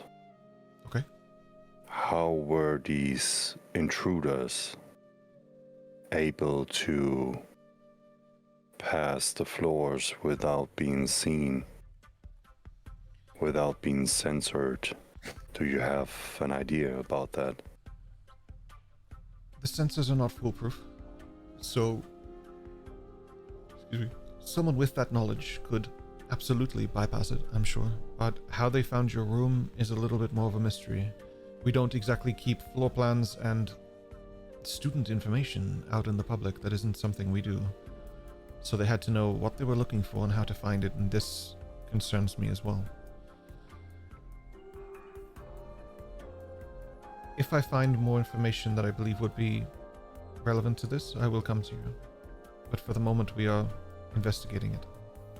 Has there been more students from the region of Saiganotoshi, maybe? Yes. Many. Who is it? We have had many students over the years, Hatsu. It's not just one or two. From I all mean, of the at regions. the moment, somebody must have known where Boreal and me have been allocated in this facility. My concerns or fears would be that if I gave you information, it would begin a witch hunt. And that it goes against what we believe in. Allow us to run our investigations, and then we shall come to you. Once we have concrete information for you. Or will I guess. I apologize. And he kind of bows down another time. And again, sorry for bothering you. And he kind of, not pushing, but he kind of leads Ayame to go towards the door. She And goes to, yeah. he's going straight towards Boreal's place. I'm assuming he's out of the hospital. Yeah, a week later he'd be back up in So- his room by now. Yeah, the antidote worked, and he's free to go probably a day or two later. Yeah. So he hasn't seen him anyway, so he's going straight for his room thingy. Boreal is kind of down the hall from where you guys are, so it's just the room technically next to you, but further down. Are you taking Naomi with you? Yep. Yeah. So you guys go to Boreal's room. There's a bunch of nerds in there. Don't worry about it. But yeah, like Boreal is. There's also a bunch of other first years that are there, like that are friends with him. They have a common room too, and they're engaged in the same things you are, but without the weird blood stain on the couch. Playing games with like characters and dice and Yeah. hand-drawn maps. Spongins and Blagons. He kind of does one step into the room. He kind of bows down gently, but doesn't say anything. Boreal bows he as well. just- Yeah. He just gives some hand signs to Boreal. Yeah. And he leaves with Ayame following. He goes towards the main entrance where he has met him before when they talked. Sure. Boreal will follow if you want him to. Ayame definitely follows them, yeah. Boreal, as you're walking out, he's like, is that Ayame? Because he would know her too. Yeah, they come out, they close the door. You guys move to a quieter part of the corridor where it's not just in front of the door, because Hatsu would know that people can hear through doors. I would say that it's probably the three of you, yeah, like alone in this corridor. I'm not going to make you roll for it. I'm just going to say it's just clear. Yeah.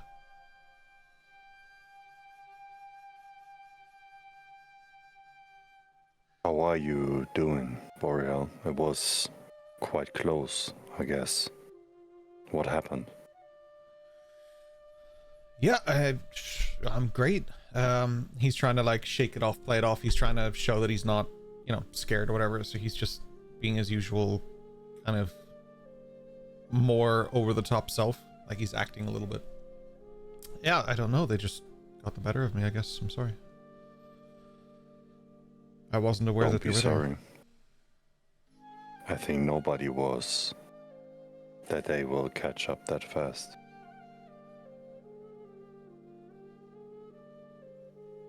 He turns towards Ayame and he says, "Tell him what happened home." Yeah, she goes over, just to speed this up a little bit, she goes over the Yeah. experience, which was effectively people tried to attack your home again. Last time they came with multiple men and they attacked and they took the sword and they left. They were clearly going in to try and get that. These are well-informed people again, but the slip up for them last time was that they were caught by you guys. This time the slip up was that Ayami caught them. She went in and she alerted your father, and then they engaged in a strike against the people while they were trying to get the information. But where the information came from that you have the sword was not within that house. So it was not her, and it wasn't your father, your mother, nothing like that. So how they know you have the sword is still a mystery. But yeah, she recounts it, but way better than I did. Yeah. Ayame's gonna to help find more information. Did you have the chance to figure out which people might work for certain networks? I don't know what's going on in the school, Hatsu, but while I was in the infirmary, I was listening. There's lots of people coming and going from this island. There's way more than we realize. There are people who work here and do things here that we just don't see. There's doctors that come and go. There's like all sorts of scientists and provisionists and people that are coming to check things. I don't know what, but they mentioned it a few times. They're preparing for some arrival of something.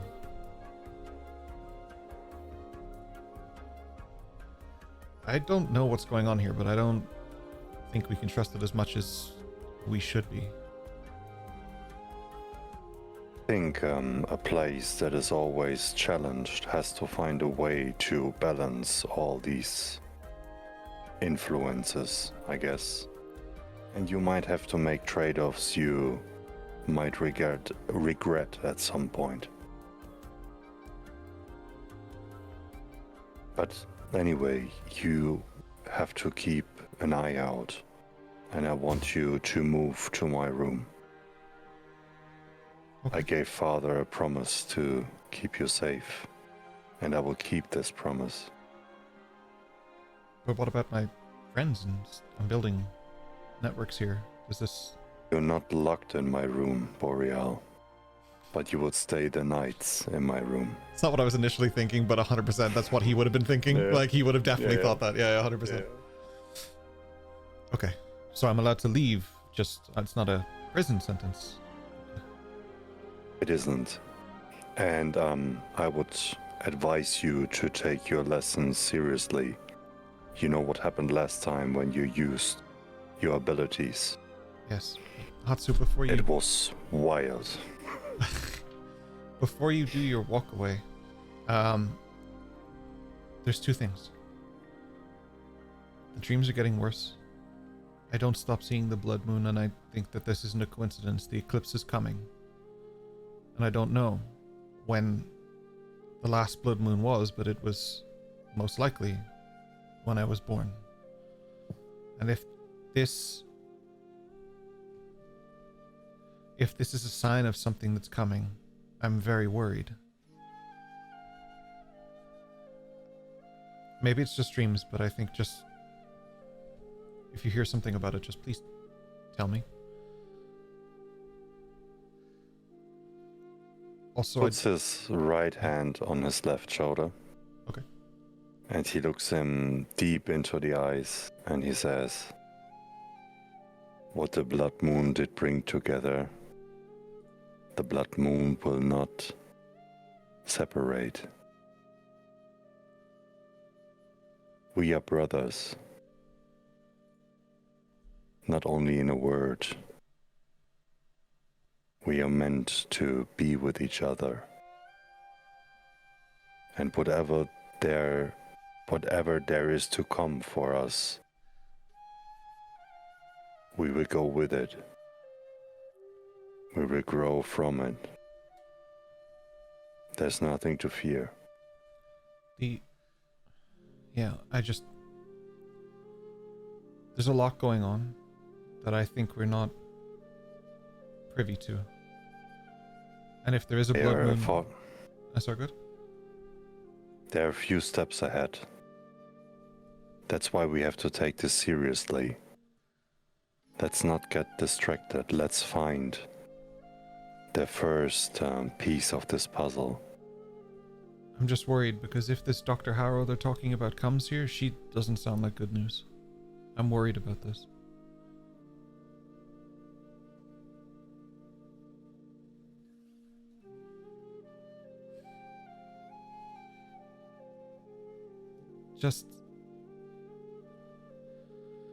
I'll move my stuff into your room today. I just want to make sure I like the people here. I think something big is coming. And I don't know if they realize it, but I feel it.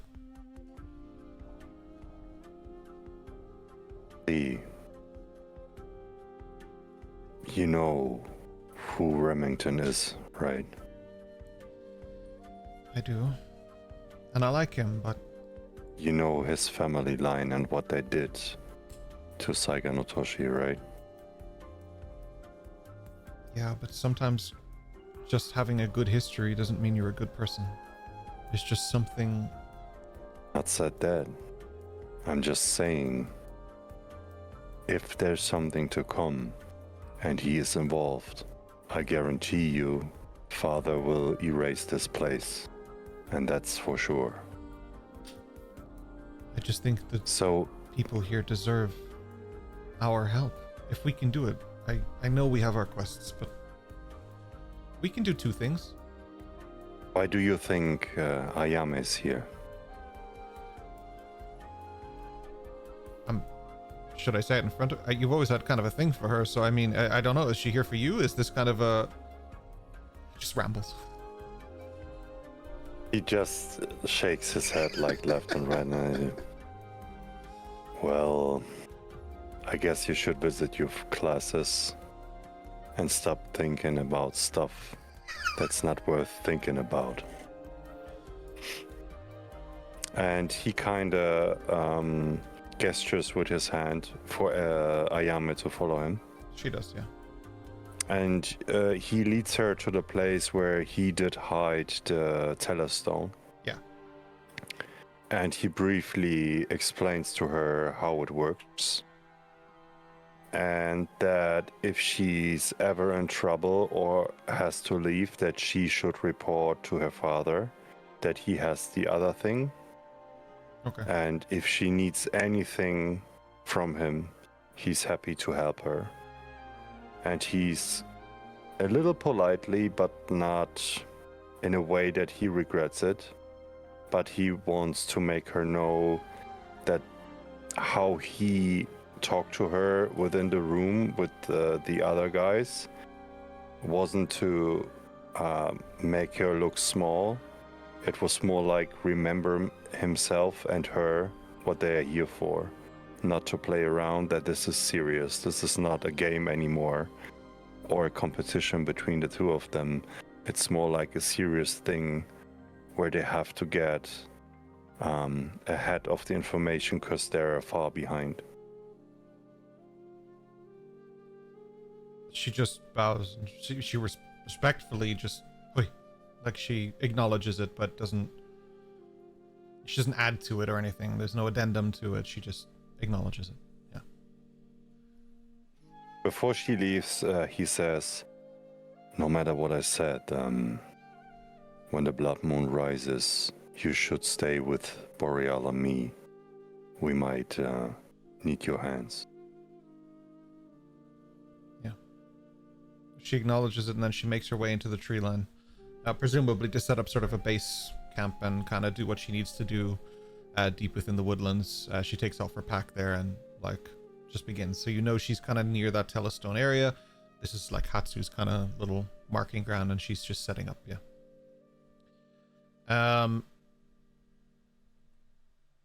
You make your way like back to the room and stuff. Everybody's kind of regrouped. The end of the week is done. Long rests can be marked off. Did I notice that my bag was in the middle of the common room? Oh hell yeah, yeah. You could have cleaned that up. Like nothing's missing from it. None of that shit. She was just a mischievous dog, and you definitely got it. Okay. Yeah. Good. Cool. I wasn't trying to mess you over or anything like that. Yeah, well, This that's time. fine. As you guys push into another week, it's just another sort of common week. There's nothing spectacular or special about it. Until. If. Go ahead. Oh. No, go ahead. I was just going to say, if Slate goes to any classes around using his words and the things that he's shown he was able to do that Madriana doesn't know too much about, she's actually going to accompany him and try and learn a little bit more about that. Okay. Yeah, that's no problem. On the first day, on the Monday, basically, which is Greenleaf, sorry. That is the beginning of your classes again. You start, you go back in, and you join him in that class during the day, and you kind of learn just basic stuff. It's nothing like they're not blasting information at you guys. It's a slow burn because it's a school, right? They don't want to like drown you in knowledge. They want to make sure you're learning, not just getting textbooks thrown at you and shit.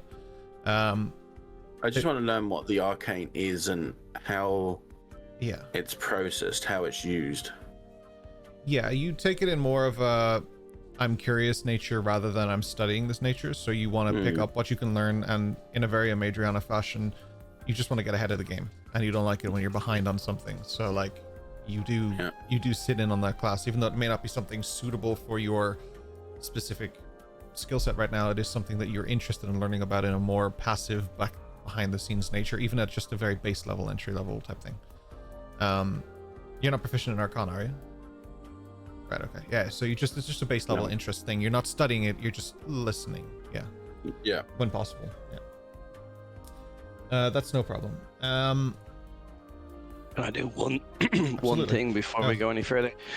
Upon coming back to the room, obviously I've been very particular about my routine in the evening upon going to bed, and until recently my room has been absolutely pristine is probably the best way to put it. Obviously now there's been some additions, but I would like to think that I would be aware that somebody had been in my room and that the pages have been moved because they were in a particular order and placed in a particular fashion, and in order to be looked at they would have had to have been moved to see them. So I'm only aware that someone or something, I would say, has been in the room, the door has been opened, or something has disturbed stuff in my room. That's all. If that's all right, are you happy with that? That's fine with me. Yeah, I would give you that. That's it. Just the feeling. Just the feeling that something is off and that things are slightly askew. Yeah, there may be more than a feeling. Because like I said, there's nothing in the room but those pictures. There's nothing else to be moved around. There's nothing else that could be. So it's really obvious when they are moved because they're the only things in the room. Yeah, I would say it's really obvious. Yeah. I would say it was respectfully done, so it's not like it's just all over the place, because Westland wouldn't just do that. But like, I would say that there's a notable difference. I kind of think it like the was it one of the Bond movies where he puts a hair across the door? It's one of those type of things that he knows it, but no one else knows it. It's that type of thing. He knows that there's been a change to the room, albeit subtle. That's all. As we begin this day, is there anything else that anyone wants to do? I just want to know if Dash would notice that little tidbit that was provided to Hatsu. Nothing's been said to Dash, but it depends on if you went looking for her or not. Don't think he would be. But he might note that he's not actively hiding from her anymore. You know, it's just kind of that short term after he's like, I'm in trouble. No, like, but it's, yeah, like she's been missing since before you started that. Like, you saw her storm out of that room and you have not seen her since. Whether or not she's seen you, you don't know. But she has not, like, you have not seen her actively since that moment. Yeah, so the only thing is I would ask Madriana most likely if she's seen her around. Which I assume the answer would be no, so we can just move on past that most likely, unless you want to roleplay it out, Ryan. Give Ryan a minute, holy shit. I was just going to say... you don't get to play a Madriana as well, fuck you. Only I get to play everybody. Yeah, exactly. Head on it. Take inspiration if you don't have it. That was really good. Go ahead, Ryan, sorry. That's all right. I don't think... If she doesn't want to be seen, she won't be. And I haven't seen her. She's too good at that, but she leaves herself open to being in danger. Trust me, I've seen her in action. She might not have been able to get away from me, but to most she'd be able to move around. She's capable, but she can lose her cool, and I worry that makes her lose focus and lead her into doing stupid things. Just keep an eye out for me if you can. I know where she haunts. If I see her, I'll let you know. Thank you.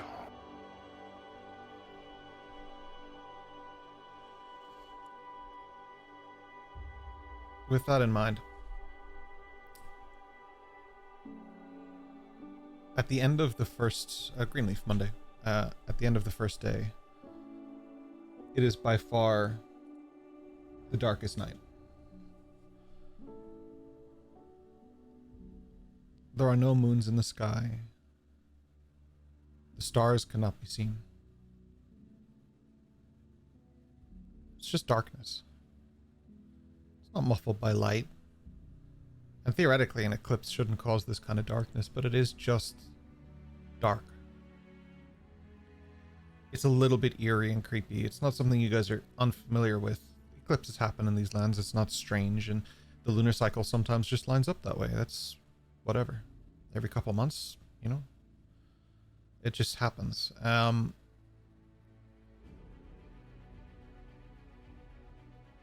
what doesn't normally happen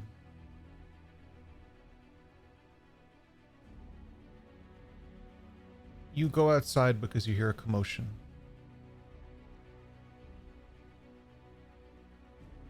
The sky is not pitch black. It is no longer a void. It is blood red. As a new blood moon appears within the sky. Historically speaking, there's a superstition amongst most people on these isles because blood moons are a herald of horrifying things to come. The most powerful magical creatures that appeared were soon after blood moons. The awakening within people of magic within them was during blood moons. A lot of you would be familiar with this experience because you would have gone through it one way or another. Not all, but most.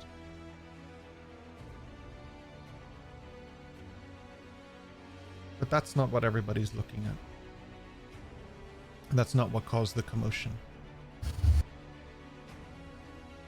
In the middle of the open area by the door, Boreal is floating, both eyes wide and blood red, as he sits there and simply just repeats one line over and over again. His voice deeper and darker than you would recognize. A drop of ichor, a pinch of blood. With my blessing, do what you never could. And he says this again and again and again as blood begins to rain down his face, as his feathers begin to pluck up.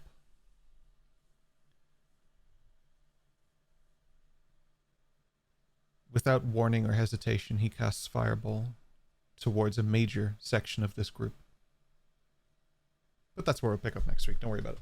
You'll be fine. I'm sure it's fine. Nothing to worry about. What? Oh, don't worry about it. Everything's cool. We'll pick up from there didn't next ask week. how big the room was. He did the thing. He did the meat. Don't care how big the room is. I'm casting Fireball. Yeah, It's he the did. name. You say he's in the common room doing this? No, sort of by the main door, like at the front door, the big door. He's just outside this door where there's groups of people standing. You guys just were brought out by the commotion. In that case, actually, Westland, you may not be there. Sorry. I didn't So notice that there. excuse the fuck out of you. What? What? Next week. You know what a good time to talk about this would be? The real question is, why do you think Hatsu only thinks not again? Well, we'll figure it out in 5 minutes. We'll take a quick break. We'll come back. We'll have a discussion on Beyond the Isles. Those of you who are joining us from the podcast or from YouTube, YouTube is a separate video. Thank you guys so much for being here. We super appreciate it. Those of you on Twitch, stay the fucking chat. We got to break this down. We're going to break this down. We're going to talk about it. We'll be back in 5 minutes, and we'll go over it. I will start another boss fight, but I'll put it on easy mode this time, so you guys stand a chance. See you in a few moments. Nice.